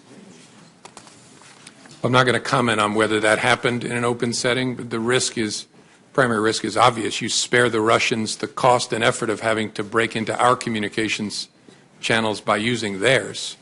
And so you make it a whole lot easier for them to capture all of your conversations and then to use those to the benefit of Russia against the United States. The memos that you wrote, did you write all 9 of them in a way that was designed to prevent them from needing classification? No. And on a few of the occasions I sent emails to my chief of staff or others on some of the brief phone conversations that I recall. The first one was a classified briefing. Although it wasn't in a SCIF, it was in a conference room at Trump Tower. It was a classified briefing, and so I wrote that on a classified device. The one I started typing in the car, that was a classified laptop that I started working on. Any reason in a classified environment, in a SCIF, that this committee would not be appropriate to see those communications from, at least from your perspective as the author? No. Thank you, Mr. Chairman. Senator Blunt. Thank you, Mr. Chairman. Mr. Comey, when you were terminated at the FBI, I said and still continue to feel that you have provided years of great service to the country. I also said that I'd had significant questions over the last year about some of the decisions you made. If the President hadn't terminated your service, would you still be, in your opinion, the director of the FBI today? Yes, sir. So you took as a direction from the President something that you thought was serious and troublesome, but continued to show up for work the next day. Yes, sir. And 6 weeks later, we're telling the President on March the 30th that he was not personally the target of any investigation. Correct. On March the 30th, and I think again on April 11th as well, I told him we're not investigating him personally. That was true. Well, the point to me, the concern to me there is that all these things are going on. You now, in retrospect, or at least you now to this committee, that you had serious concerns about what the President had, you believe, directed you to do, and had taken no action, hadn't even reported up the chain of command, assuming you believe there is an up the chain of command, that these things had happened. Do you have a sense of that, looking back, that that was a mistake? No. In fact, I think no action was the most important thing I could do to make sure there was no interference with the investigation. And on the Flynn issue specifically, I believe you said earlier that you believe the President was suggesting you drop any investigation of Flynn's account of his conversation with the Russian ambassador, which was essentially misleading the Vice President and others? Correct. And I'm not going to go into the details, but whether there were false statements made to government investigators as well. Any suggestion that General Flynn had violated the Logan Act, I always find pretty incredible. The Logan Act's been on the books for over 200 years. Nobody's ever been prosecuted for violating the Logan Act. My sense would be that the discussion, not the problem, misleading investigators or the Vice President might have been. That's fair. Yes, sir. And had you previously on February the 14th discussed with the President in the previous meeting anything your investigators had learned or their impressions from talking to Flynn? No, sir. So he said he's a good guy, you said he's a good guy, and that was no further action taken on that. Well, he said more than that, but there was the action was, I wrote it up, briefed our senior team, tried to figure out what to do with it, and just made a decision. We're going to hold this and then see what we make of it down the road. Yes, sir. Was it your view that not briefing up meant you really had no responsibility to report that to the Justice Department in some way? I think at some point, and I don't know what Director Mueller is going to do with it, but at some point I was sure we were going to brief it to the team in charge of the case.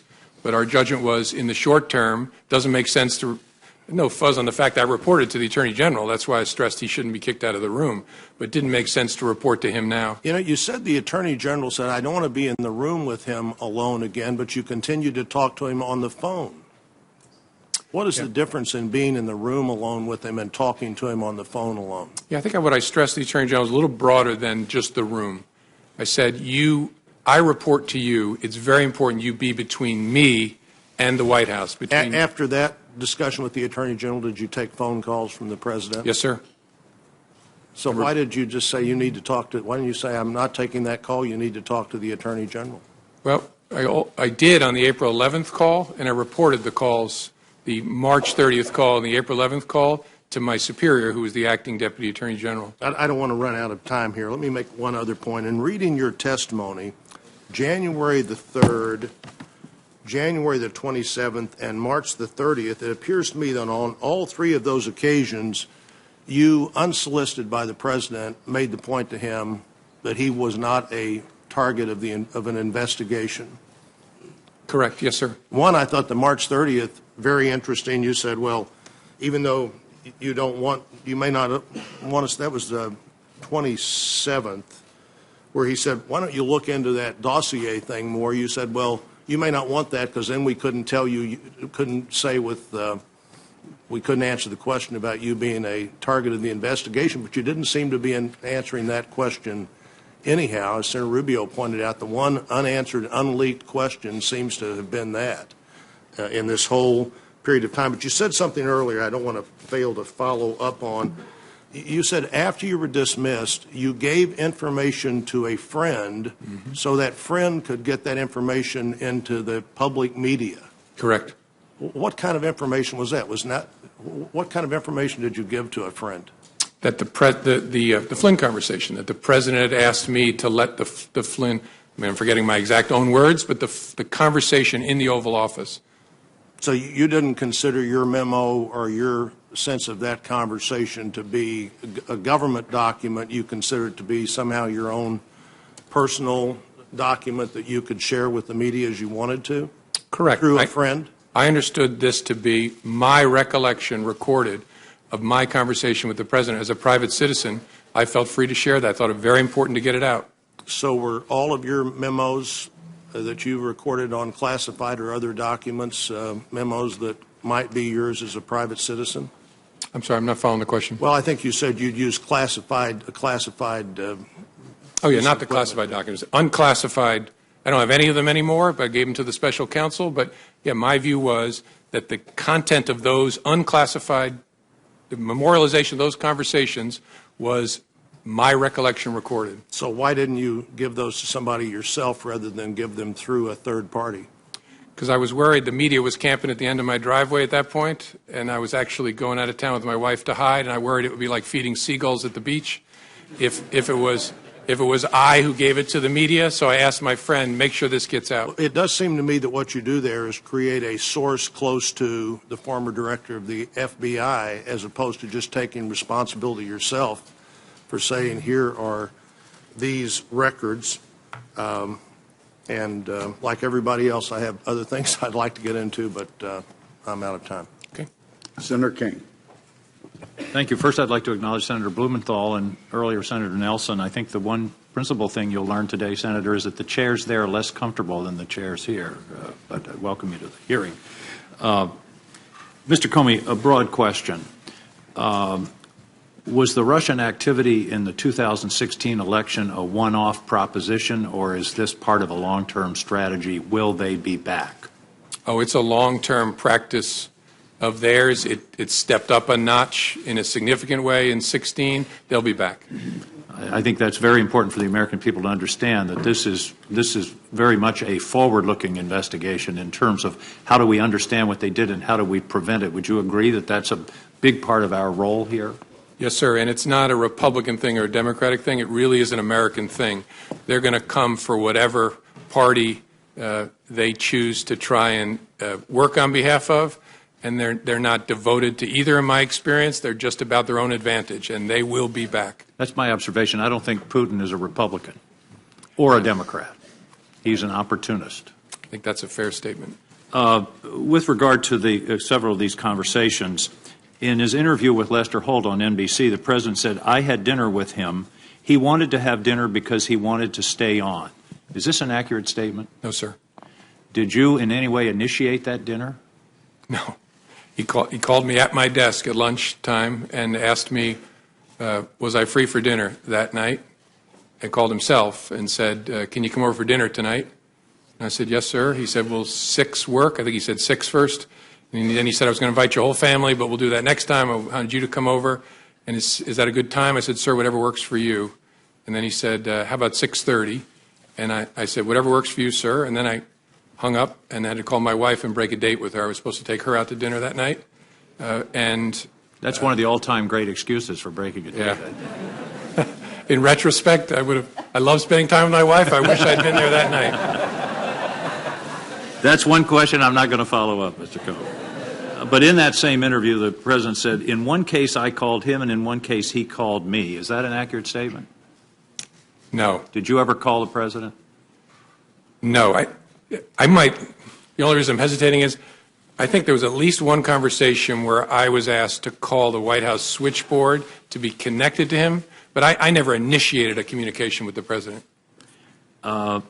And in his press conference on May 18th, the President was asked whether he had urged you to shut down the investigation into Michael Flynn. The President responded, quote, no, no. Next question. Is that an accurate statement?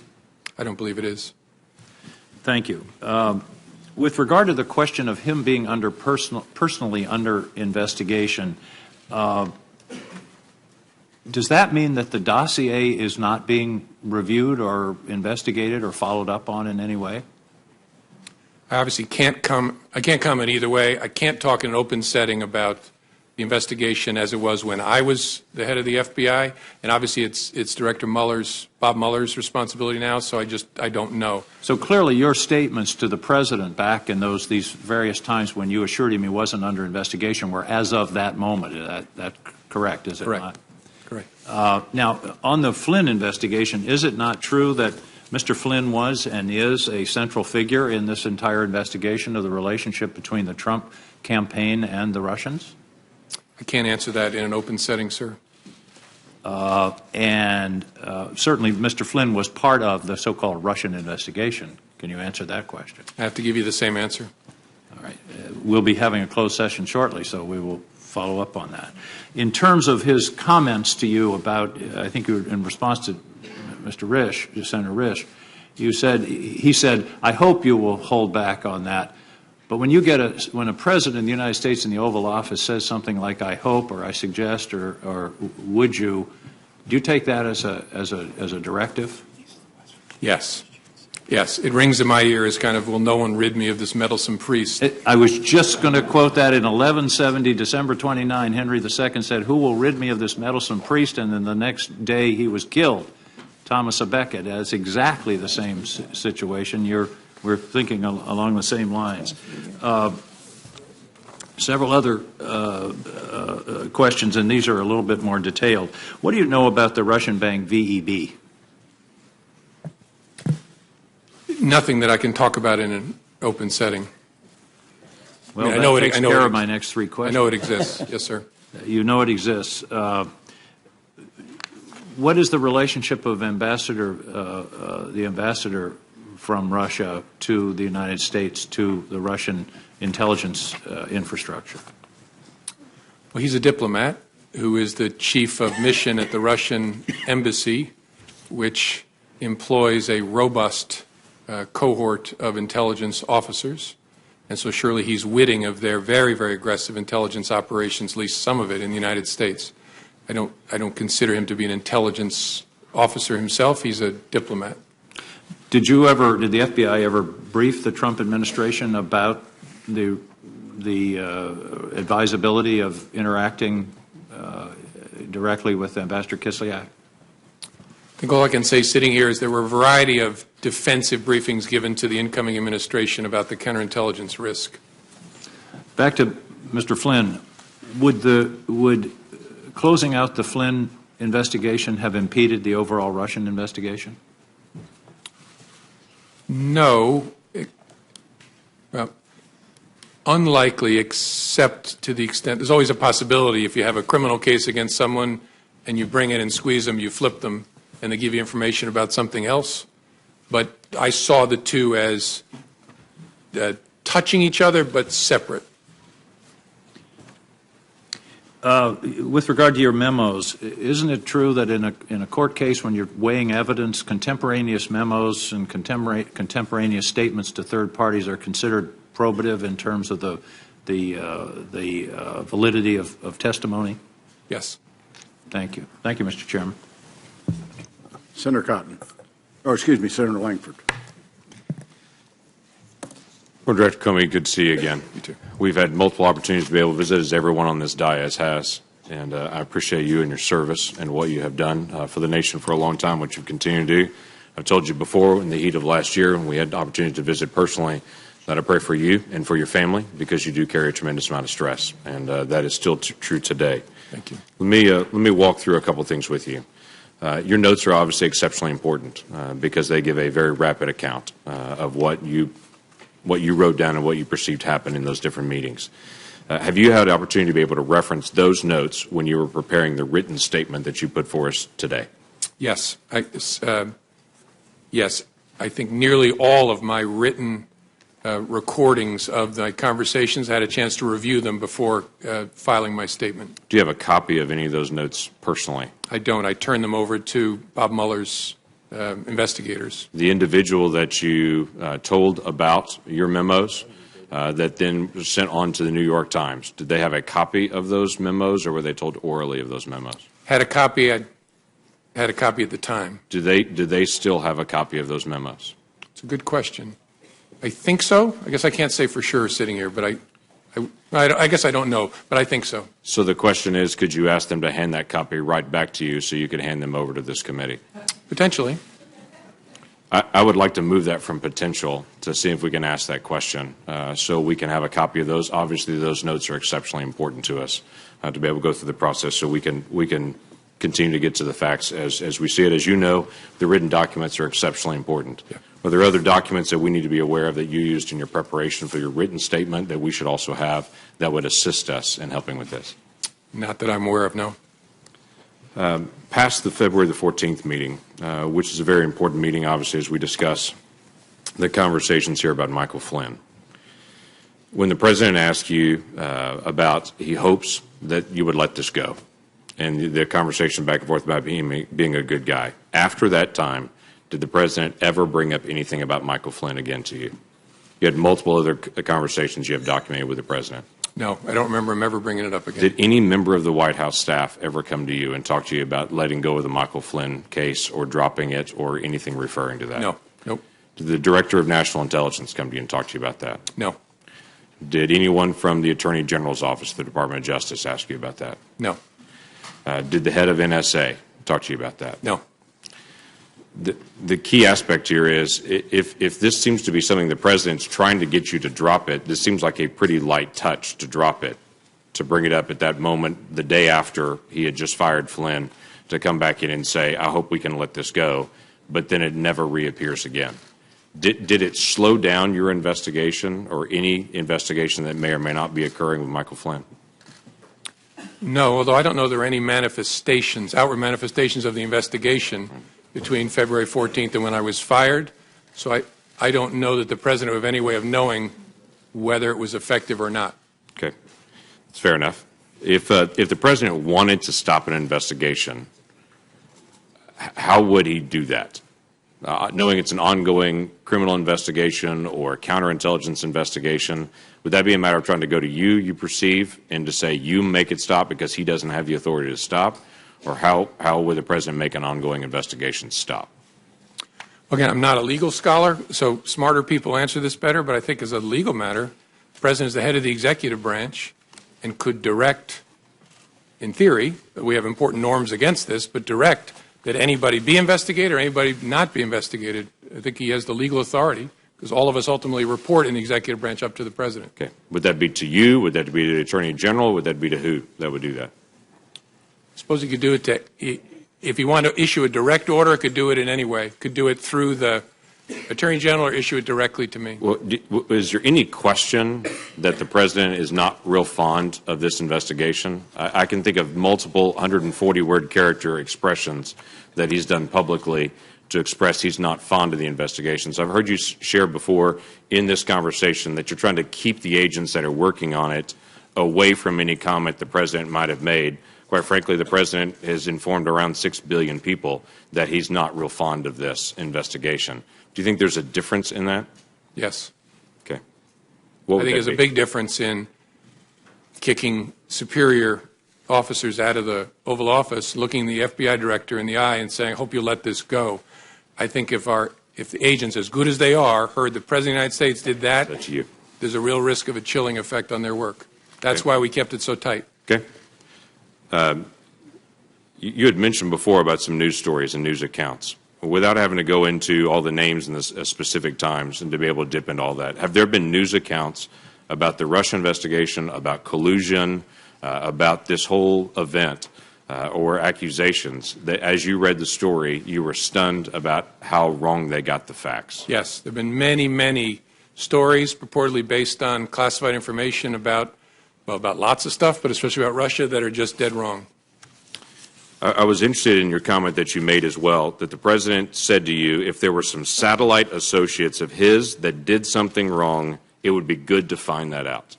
That the president seemed to talk to you specifically on March the 30th and say, I'm frustrated that the word is not getting out that I'm not under investigation, but if there are people that are in my circle that are, let's finish the investigation. Is that how you took it as well? Yes, sir. Yes. And then you made a comment earlier about the Attorney General, previous Attorney General, asking you about the investigation on the Clinton emails, saying that you've been asked not to call it an investigation anymore, but to call it a matter. And you had said that confused you. Can you give us additional details on that? Well, it concerned me because we were at the point where we had refused to confirm the existence, as we typically do, of an investigation for months.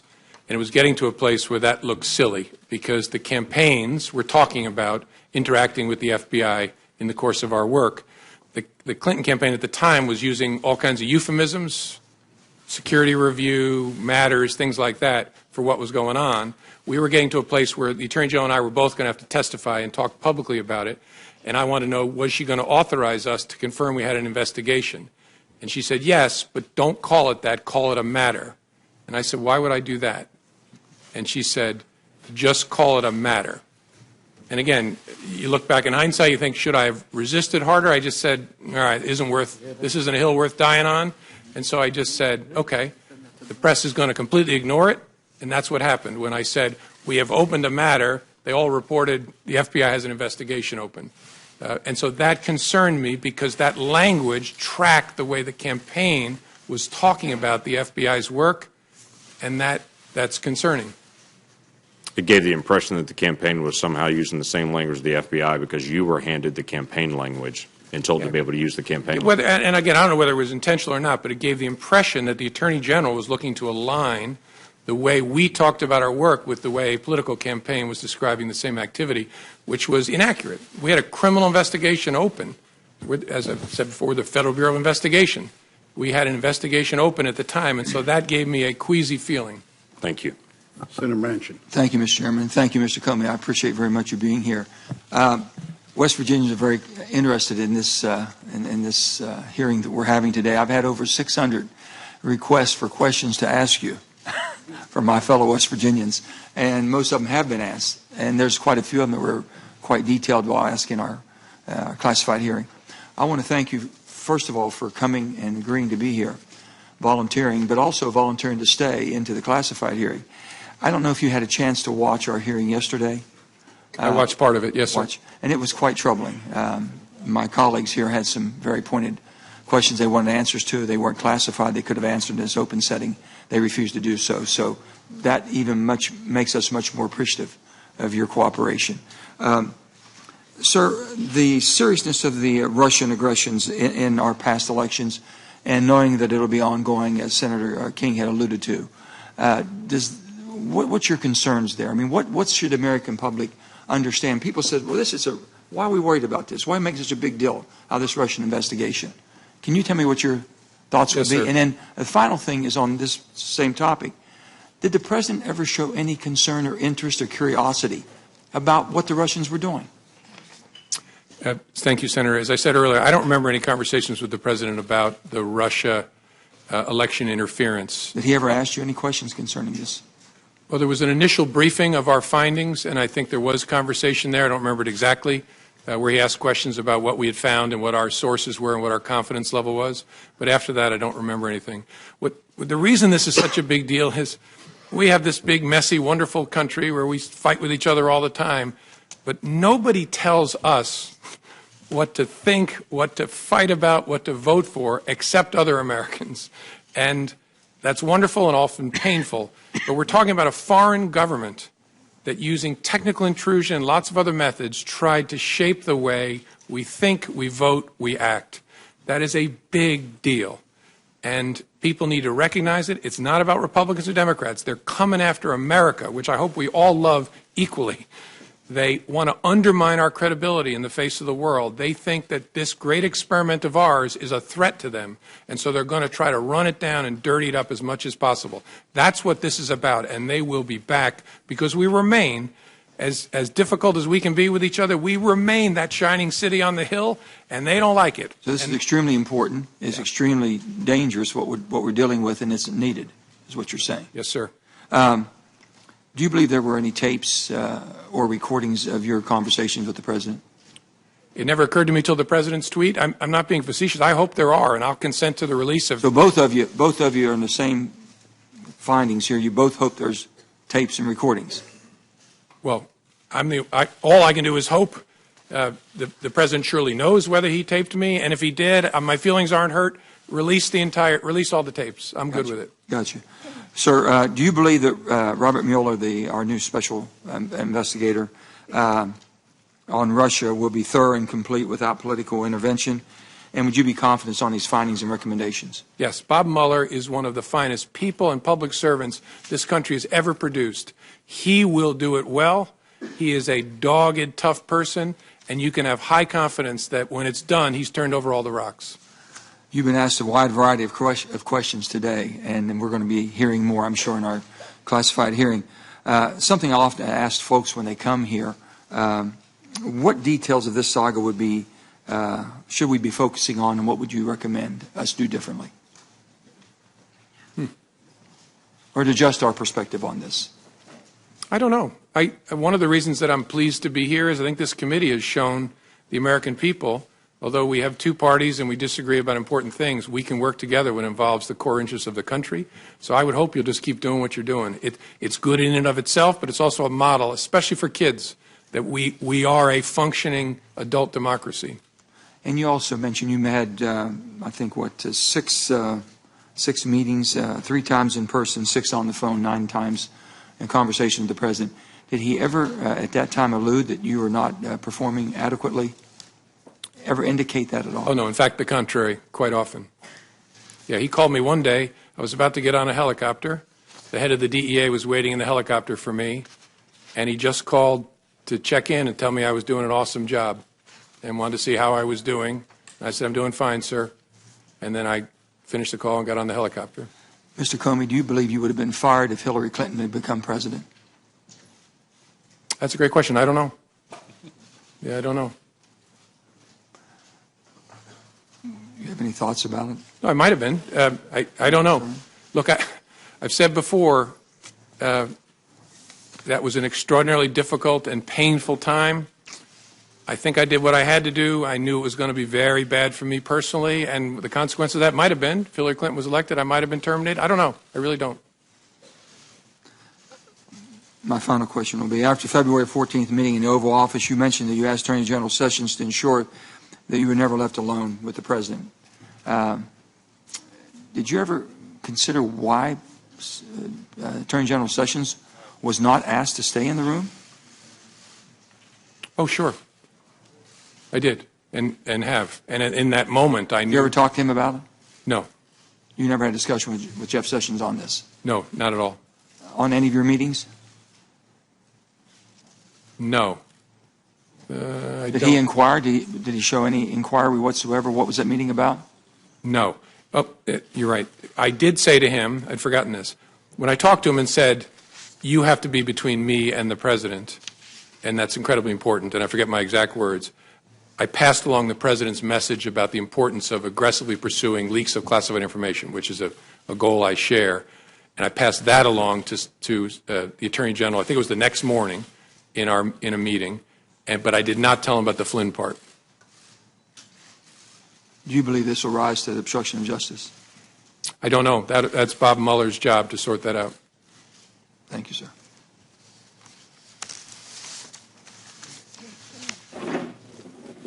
Mr. Chairman.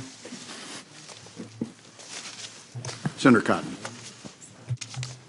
Mr. Comey, you encouraged the president to release the tapes. Will you encourage the Department of Justice or your friend at Columbia or Mr. Mueller to release your memos? Sure. You said that you did not record your conversations with President Obama or President Bush in memos. Did you do so with Attorney General Sessions or any other senior member of the Trump Department of Justice? No. Did you? I'm sorry. Did you record conversations and memos with Attorney General Lynch or any other senior member of the Obama Department of Justice? No, not that I recall. In your statement for the record, you cite 9 private conversations with the president, 3 meetings, and 2 phone calls. There are 4 phone calls that are not discussed in your statement for the record. What happened in those phone calls? The president called me, I believe, shortly before he was inaugurated as a follow-up to our private conversation on January the 6th. He just wanted to reiterate his rejection of the allegation and talk about he'd thought about it more and why he thought it wasn't true, the verified and unverified and salacious parts. And during that call, he asked me, again, hope you're going to stay, you're doing a great job. And I told him that I intended to. There was another phone call that I mentioned, I think was, could have the date wrong, March the 1st, where he called just to check in with me as I was about to get on the helicopter. There was a secure call we had about an operational matter that was not related to any of this, about something the FBI was working on. He wanted to make sure that I understood how important he thought it was, a totally appropriate call. And then the 4th call, I'm probably forgetting, I may have meant the call when he called to invite me to dinner. I'll think about it as I'm answering other questions, but I think I got that right. Let's turn our attention to the underlying activity at issue here, Russia's hacking into those emails and releasing them and the allegations of collusion. Do you believe Donald Trump colluded with Russia? It's a question I don't think I should answer in an open setting. As I said, when I left, we did not have an investigation focused on President Trump. But that's a question that will be answered by the investigation, I think. Let me turn to a couple statements by one of my colleagues, Senator Feinstein. She was the ranking member on this committee until January, which means she had access to information that only she and Chairman Burr did. She's now the senior Democrat on the Judiciary Committee, meaning she has access to the FBI that most of us don't. On May 3rd, on CNN's Wolf Blitzer show, she was asked, do you have evidence that there was, in fact, collusion between Trump associates and Russia during the campaign? She answered, not at this time. On May 18th, at the same show, Mr. Blitzer said, the last time we spoke, Senator, I asked if you had actually seen any evidence of collusion between the Trump campaign and the Russians, and you said to me, and I'm quoting you now, you said, not at this time. Has anything changed since we last spoke? Senator Feinstein said, well, no, it hasn't. Do you have any reason to doubt those statements? I don't doubt that Senator Feinstein was saying what she understood. I just don't want to go down that path, first of all, because I'm not in the government anymore, and answering in the negative, I just worry leads me deeper and deeper into talking about the investigation in an open setting. I'm always trying to be fair. I don't want to be unfair to President Trump. I'm not trying to suggest by my answer something nefarious, but I don't want to get into the business of saying not as to this person, not as to that person. On February 14th, the New York Times published a story, the headline of which was, Trump campaign aides had repeated contacts with Russian intelligence. You were asked earlier if that was an inaccurate story, and you said in the main. Would it be fair to characterize that story as almost entirely wrong? Yes. Did you have, at the time that story was published, any indication of any contact between Trump people and Russians, intelligence officers, other government officials or close associates of the Russian government? That's one I can't answer sitting here. We can discuss that in a classified setting then.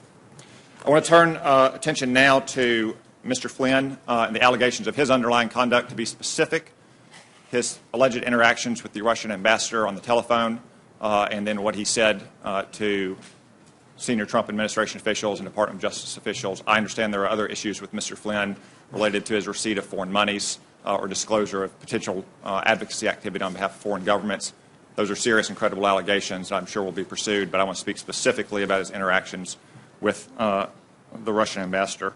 There was a story on January 23rd in the Washington Post that says, entitled, FBI reviewed Flynn's calls with Russian ambassador but found nothing illicit.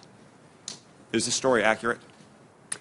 I don't want to comment on that, Senator, because I'm pretty sure the Bureau has not confirmed any interception of communications. And so I don't want to talk about that in an open setting. Would it be improper for an incoming national security advisor to have a conversation with a foreign ambassador? In my experience, no.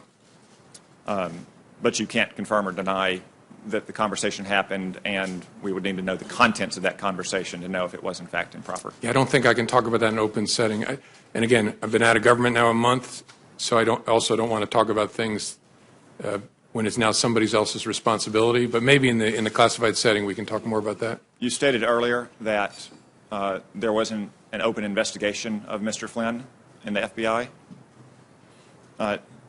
Did you or any FBI agent ever sense that Mr. Flynn attempted to deceive you or made false statements to an FBI agent? I don't want to go too far. That was the subject of the criminal inquiry. Did you ever come close to closing the investigation on Mr. Flynn? I don't think I can talk about that in an open setting either. We can discuss these more in the closed setting then.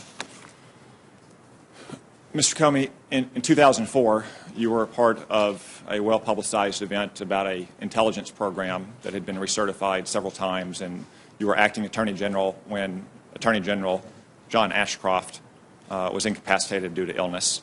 There was a dramatic showdown at the hospital here. The next day, you said that you wrote a letter of resignation and signed it before you went to meet with President Bush to explain why you refused to certify it. Is that accurate? Yes, I think so.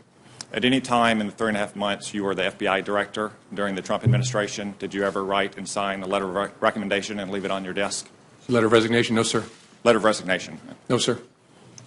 So despite all of the things that you've testified to here today, you didn't feel this rose to the level of an honest but serious difference of legal opinion between accomplished and skilled lawyers in that 2004 episode?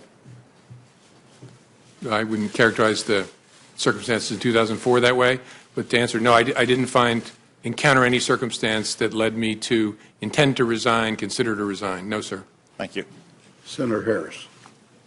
Director Comey, I want to thank you. You are now a private citizen, and you are enduring a Senate Intelligence Committee hearing, and each of us gets 7 minutes instead of 5 as yesterday to ask you questions. So thank you. Now, for wanting I'm to between speak truth. opportunities well, now, so. Well, you are. I'm sure you'll have future opportunities. You know, you and I are both former prosecutors.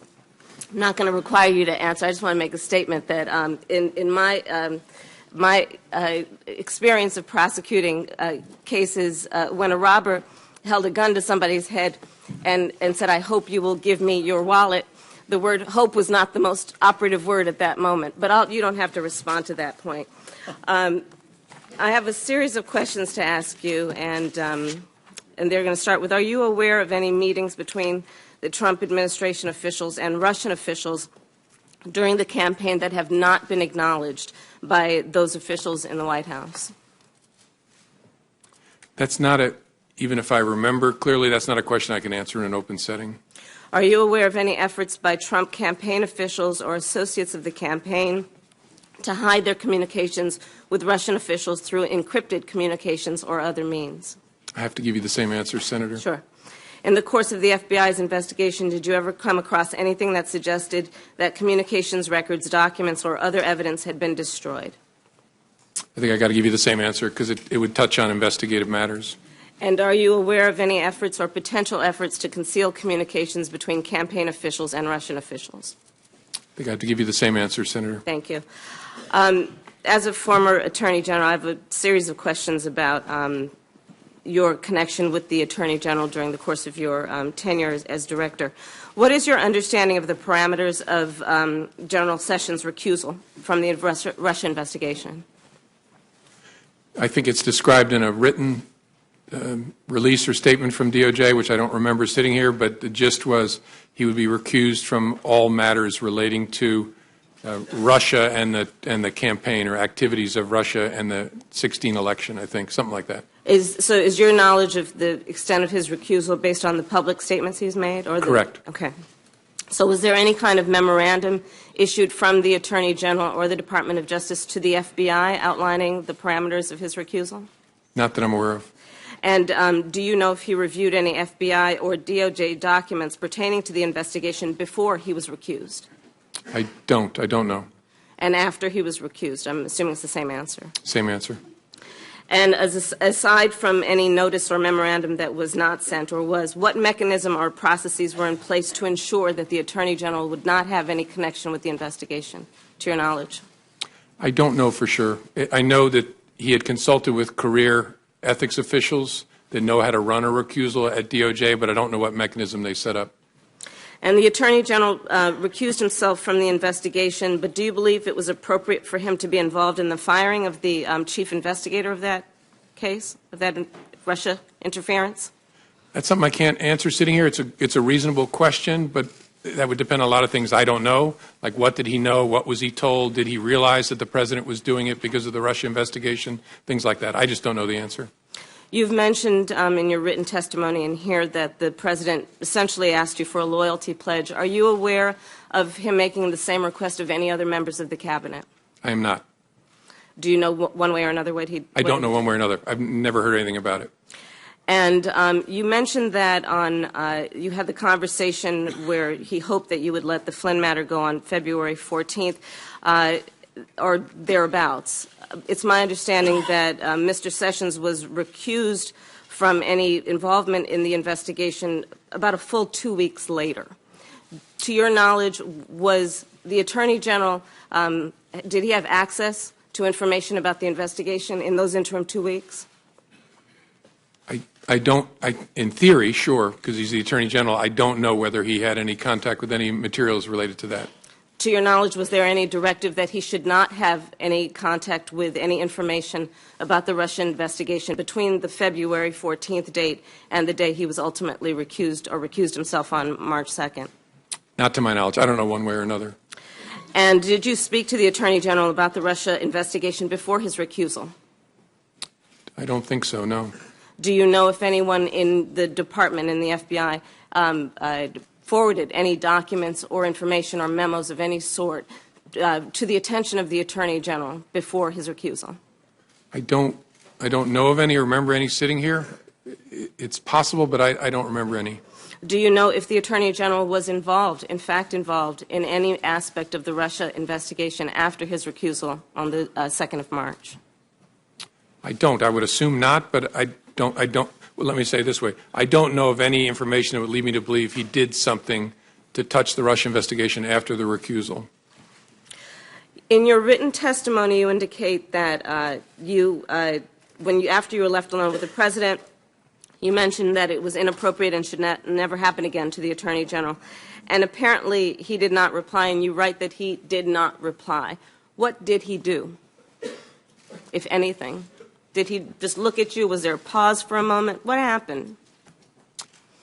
I don't remember real clearly. I have a recollection of him just kind of looking at me, and there's a danger here I'm projecting onto him, so this may be a faulty memory, but I kind of got his body language gave me the sense like, what am I going to do? Did he shrug? I don't remember clearly. I think the reason I have that impression is I have some recollection of almost an imperceptible, like, what am I going to do? But I don't have a clear recollection of that. He didn't say anything. And on that same February 14th meeting, you said you understood the President to be requesting that you drop the investigation. After that meeting, however, you received 2 calls from the President, March 30th and April 11th, where the President talked about a cloud over his presidency. Has anything you've learned in the months since your February 14th meeting changed your understanding of the President's request? I guess it would be what he has said in public documents or public interviews? Correct. Okay. And is there anything about this investigation that you believe is in any way biased or is not being informed by a process of seeking the truth? No. The appointment of a special counsel should offer great, especially given who that person is, great comfort to Americans, no matter what your political affiliation is, that this will be done independently, competently, and honestly. And do you believe that he should have full authority, Mr. Mueller, to be able to pursue that investigation? Yes, and knowing him well over the years, if there's something that he thinks he needs, he will speak up about it. Do you believe he should have full independence? Oh, yeah. And he wouldn't be part of it if he wasn't going to get full independence. Thank you. Senator Cornyn. Thank you, Mr. Chairman. Mr. Comey, I'll repeat what I've said at previous hearings, that I believe you're a good and decent man who's been dealt a very difficult hand, starting back with the Clinton email investigation. And I appreciate your willingness to appear here today voluntarily and answer our questions and cooperate with our investigation. As a general matter, if an FBI agent has reason to believe that a crime has been committed, do they have a duty to report it? That's a good question. I don't know that there's a legal duty to report it. They certainly have a cultural, ethical duty to report it. You're unsure whether they would have a legal duty? Yeah, that's a good question. I've not thought about it before. I don't know where the legal – there's a statute that prohibits misprision of a felony, knowing of a felony, and taking steps to conceal it, but this is a different question.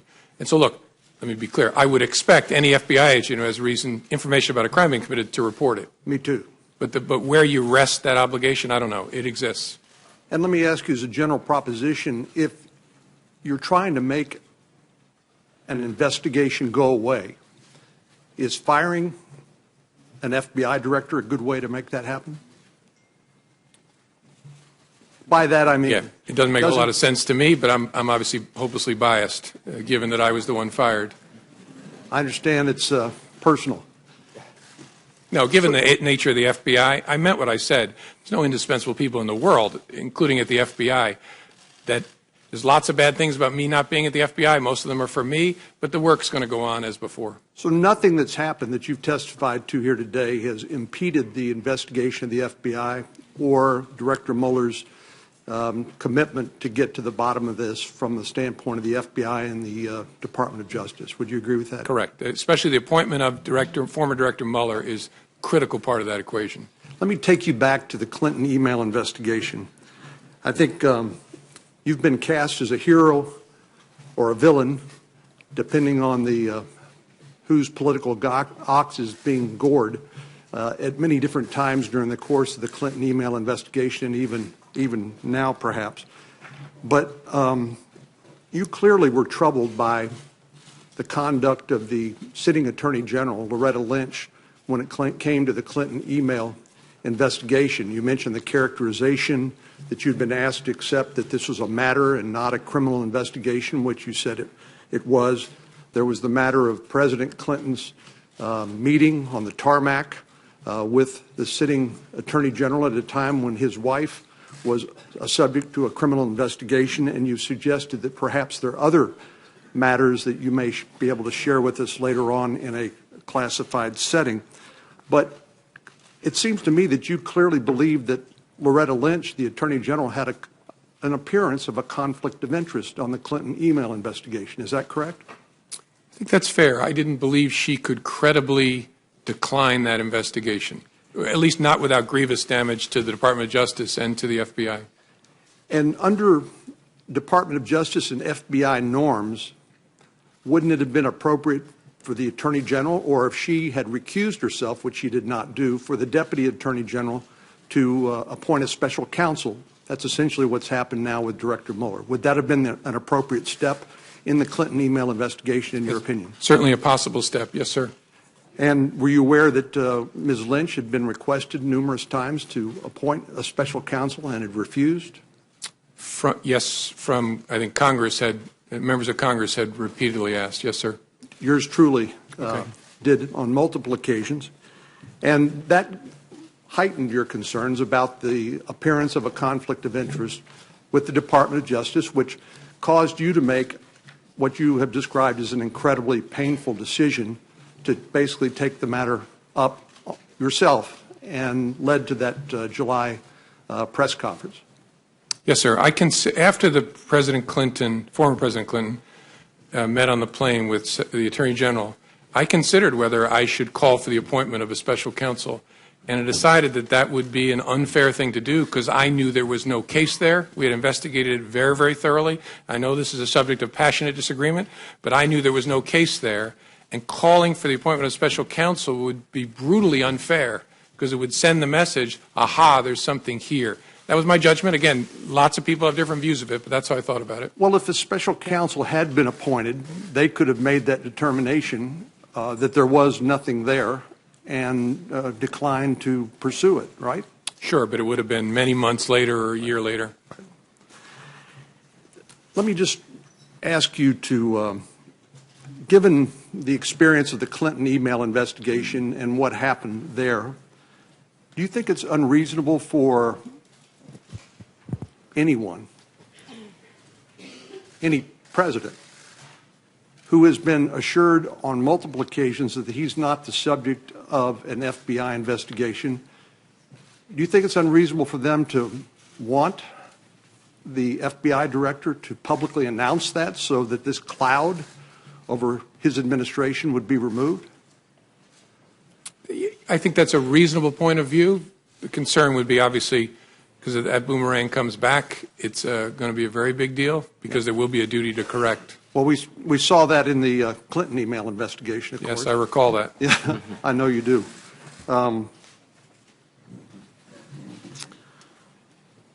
So let me ask you finally, in the minute that we have left, there was this conversation back and forth about loyalty, and I think we all appreciate the fact that an FBI director is a unique public official in the sense that he's a political appointee in one sense, but he has a duty of independence to pursue the law pursuant to the Constitution and laws of the United States. And so when the president asked you about loyalty, you got in this back and forth about, well, I'll pledge you my honesty. And then it looks like, from what I've read, you agreed upon honest loyalty or something like that. Is that the characterization? Yes. Thank you very much. Thank you, sir. Senator Reid. Thank you, Mr. Chairman. Thank you, Director Comey. There have been press reports that the President, in addition to asking you to drop the Flynn investigation, has asked other senior intelligence officials to take steps which would tend to undermine the investigation into Russia. There's been reports that he's asked DNI Coates and Admiral Rogers to make public statements exonerating him or taking the pressure off him, and also reports about Admiral Rogers and Director Pompeo to intervene and reach out to the FBI and ask them.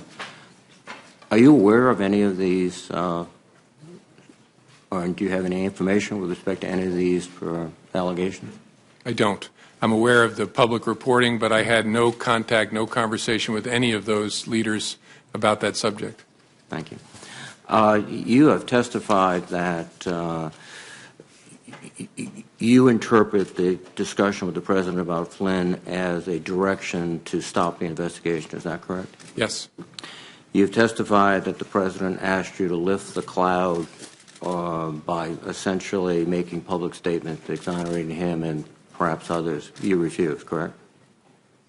I didn't do it. I didn't refuse the President. I told him we would see what we could do, and then the second time he called, I told him in substance, that's something your lawyer will have to take up with the Justice Department. And part of the underlying logic was that, we've discussed many times throughout this morning, is the duty to correct. That is a theoretical issue, but also a very practical issue. Was there your feeling that the direction of the investigation could, in fact, include the president?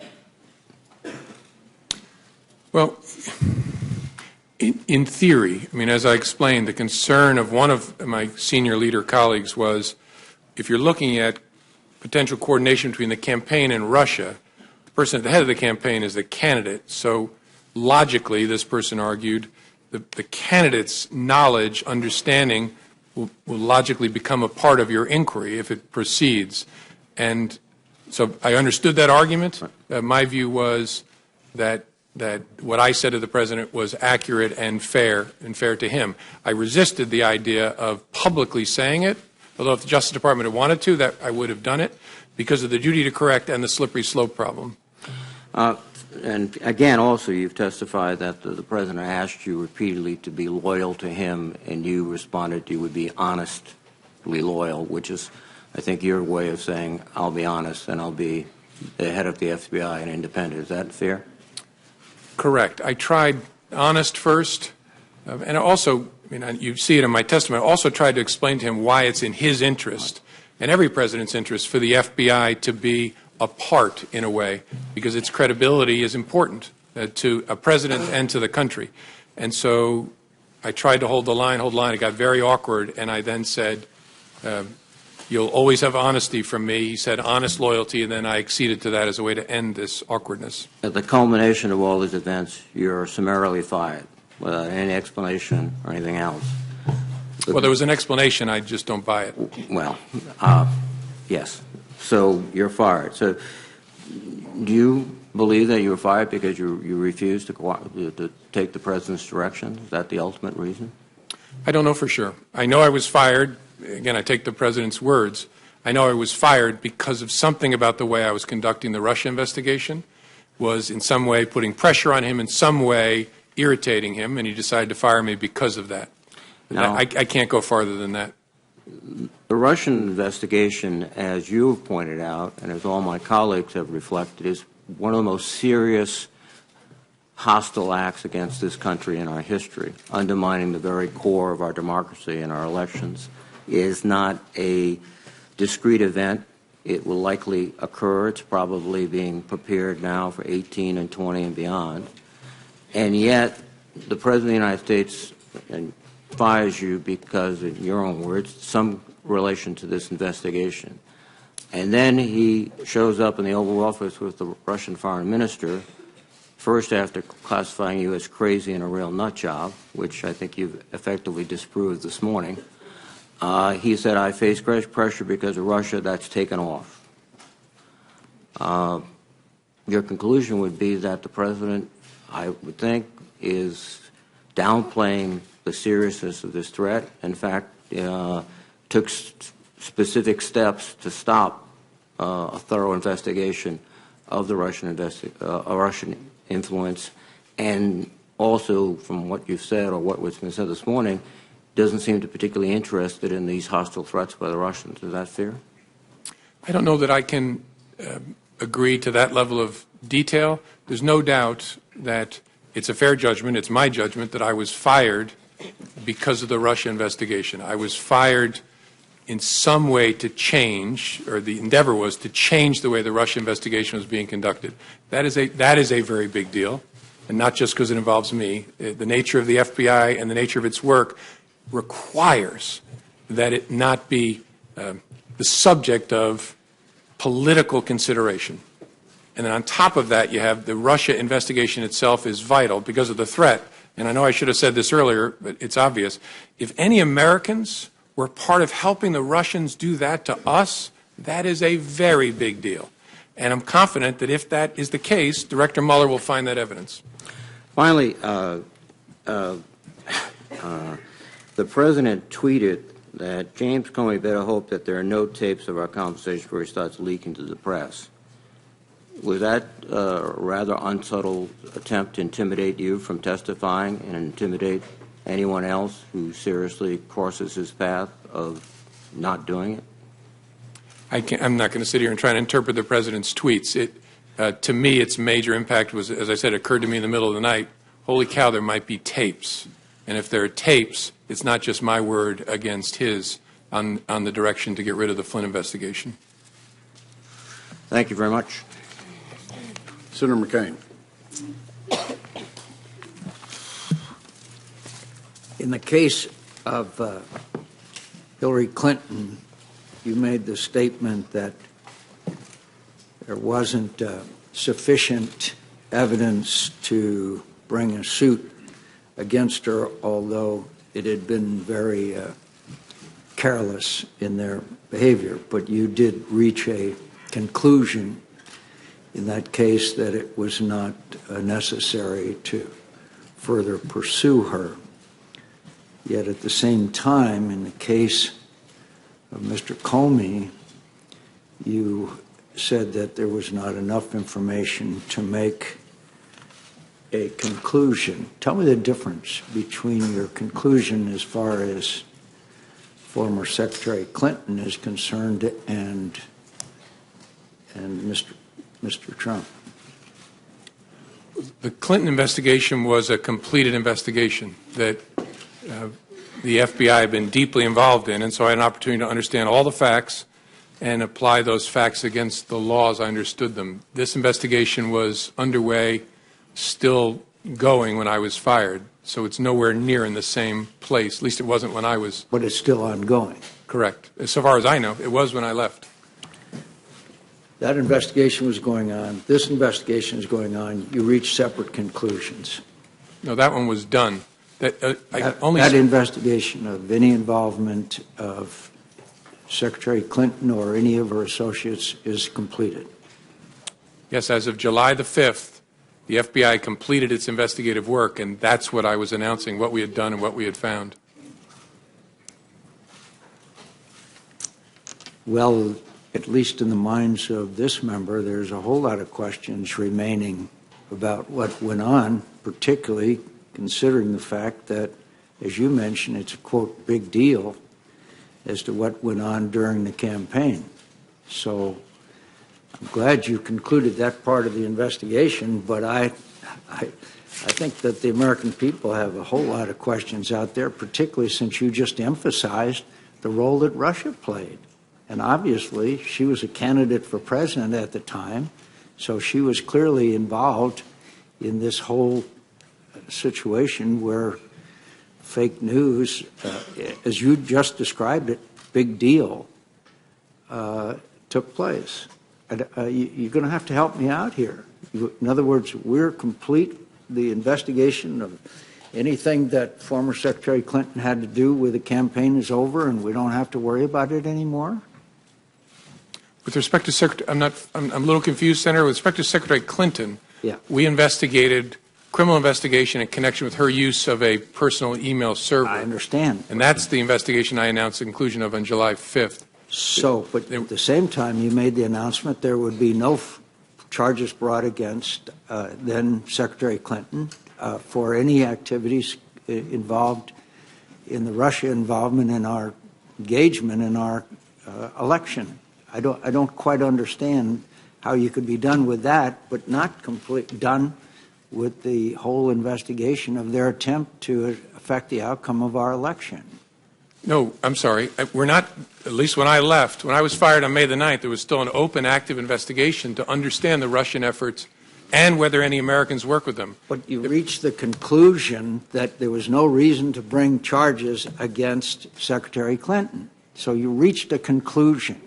In the case of Mr. Comey, the President Comey, no, sir. In the case of President Trump, you have an ongoing investigation. So you got one candidate who you're done with and another candidate that you have a long way to go. Is that correct? I don't know how far the FBI has to go, but yes, that the Clinton email investigation was completed, the investigation of Russia's efforts in connection with the election, and whether there was any coordination, and if so, with whom, between Russia and the campaign, was ongoing when I left. You just made it clear in what you said. This is a, quote, big deal, unquote. I think it's hard to reconcile. In one case, you reach a complete conclusion, and the other side, you have not. And you, in fact, obviously, there's a lot more there, as we know. as you called it, a, quote, big deal. She's one of the candidates. But in her case, you say there would be no charges, and in the case of President Trump, the investigation continues. What has been brought out in this hearing is more and more emphasis on the Russian engagement and involvement in this campaign. How serious do you think this was? Very serious, but I want to say something, be clear. We have not announced, and there was no predication to announce, an investigation of whether the Russians may have coordinated with Secretary Clinton's campaign. Secretary Clinton's campaign. Oh, but they may not have been involved with their campaign. They were involved with the entire presidential campaign, obviously. Of course. Yes, sir. And that is an investigation that began last summer, and so far as I'm aware, continues. So both President Trump and former candidate Clinton are both involved in the investigation, yet one of them, you said there's going to be no charges, and the other one, the investigation continues. Well, I think there's a double standard there, to tell you the truth. Then when the president said to you, you talked about the April 11th phone call, and he said, quote, because I've been very loyal to you, very loyal. We had that thing, you know. Did that arouse your curiosity as what, quote, that thing was? Yes. Why didn't you ask him? It didn't seem to me to be important for the conversation we were having to understand it. I took it to be an effort to communicate to me that there is a relationship between us where I've been good to you, you should be good to me. Yeah, but I think it would intensely arouse my curiosity if the President of the United States said, we had that thing, you know. I'd like to know what the hell that thing is, particularly if I'm the director of the FBI. Yeah, I get that, Senator. Honestly, I'll tell you what, this is speculation, but what I concluded at the time is in his memory he was searching back to our encounter at the dinner and was preparing himself to say, I offered loyalty to you, you promised loyalty to me, and all of a sudden his memory showed him that did not happen, and I think he pulled up short. That's just a guess, but I've a lot of conversations with humans over the years. I think I would have had some curiosity if it had been about me, to be honest with you. So are you aware anything that would lead you to believe that the president or the members of the administration or members of the campaign could potentially be used to coerce or blackmail the administration? That's a subject for investigation. It's not something I can comment on sitting here.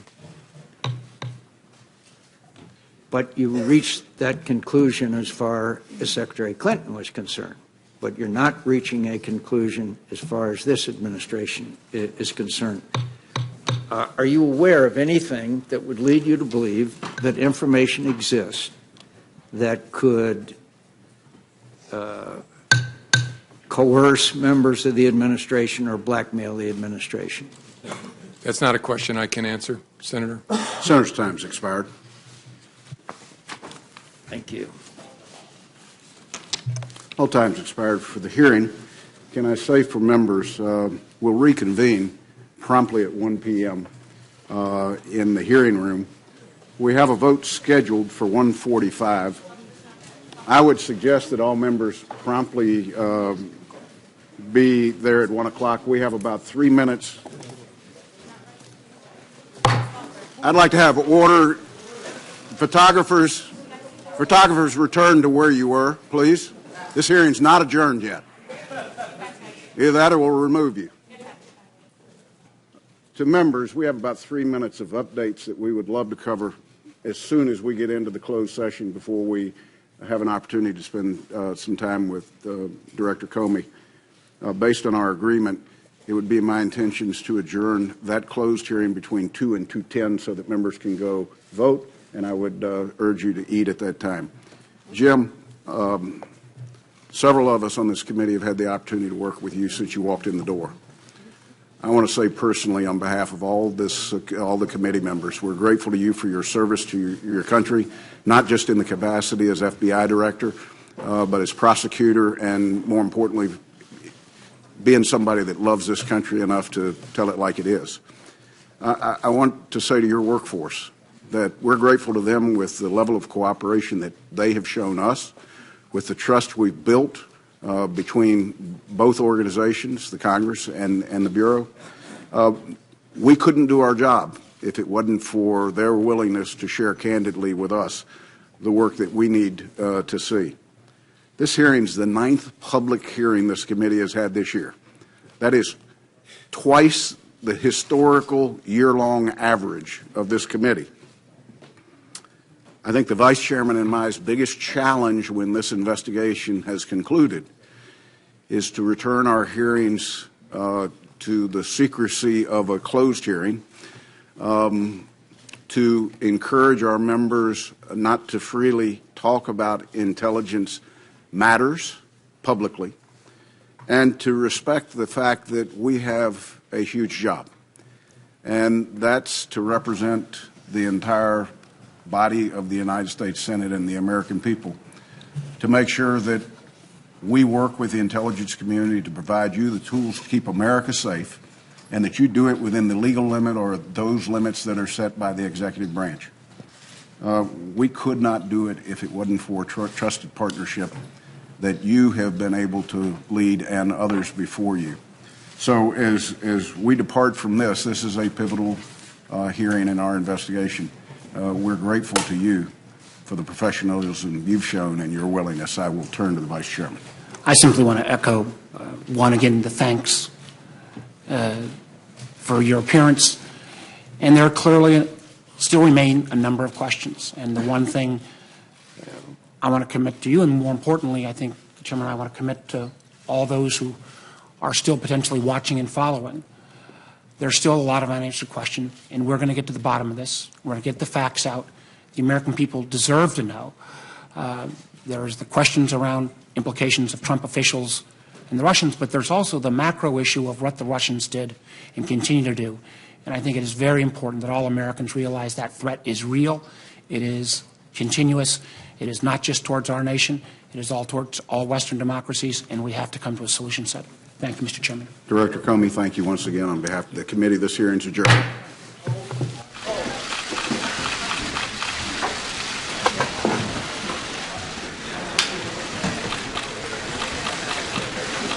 Who's hot? Who's hot?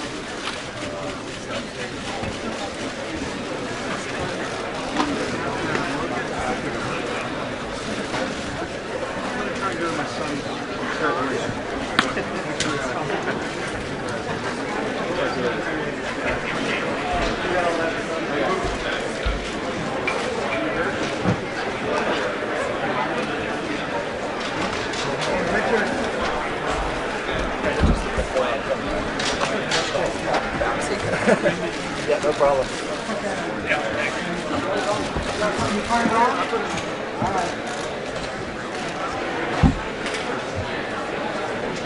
Bend down.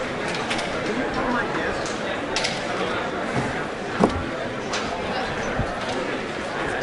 Oh, look at that.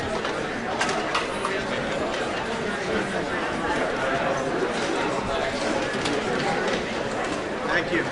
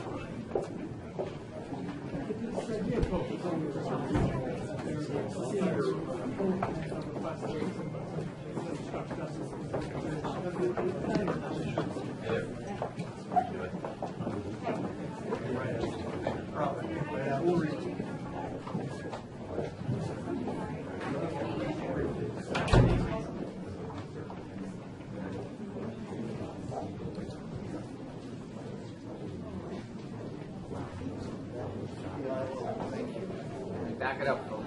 Back it up. So you got, step back.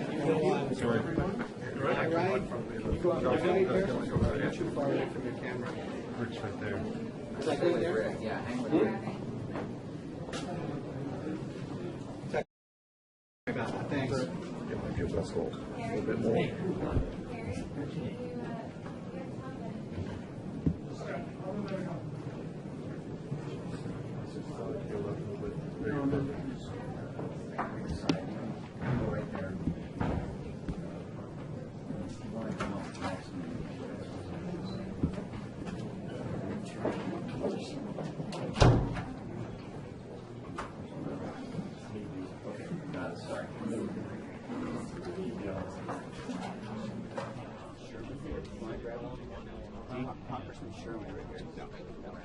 No, he doesn't.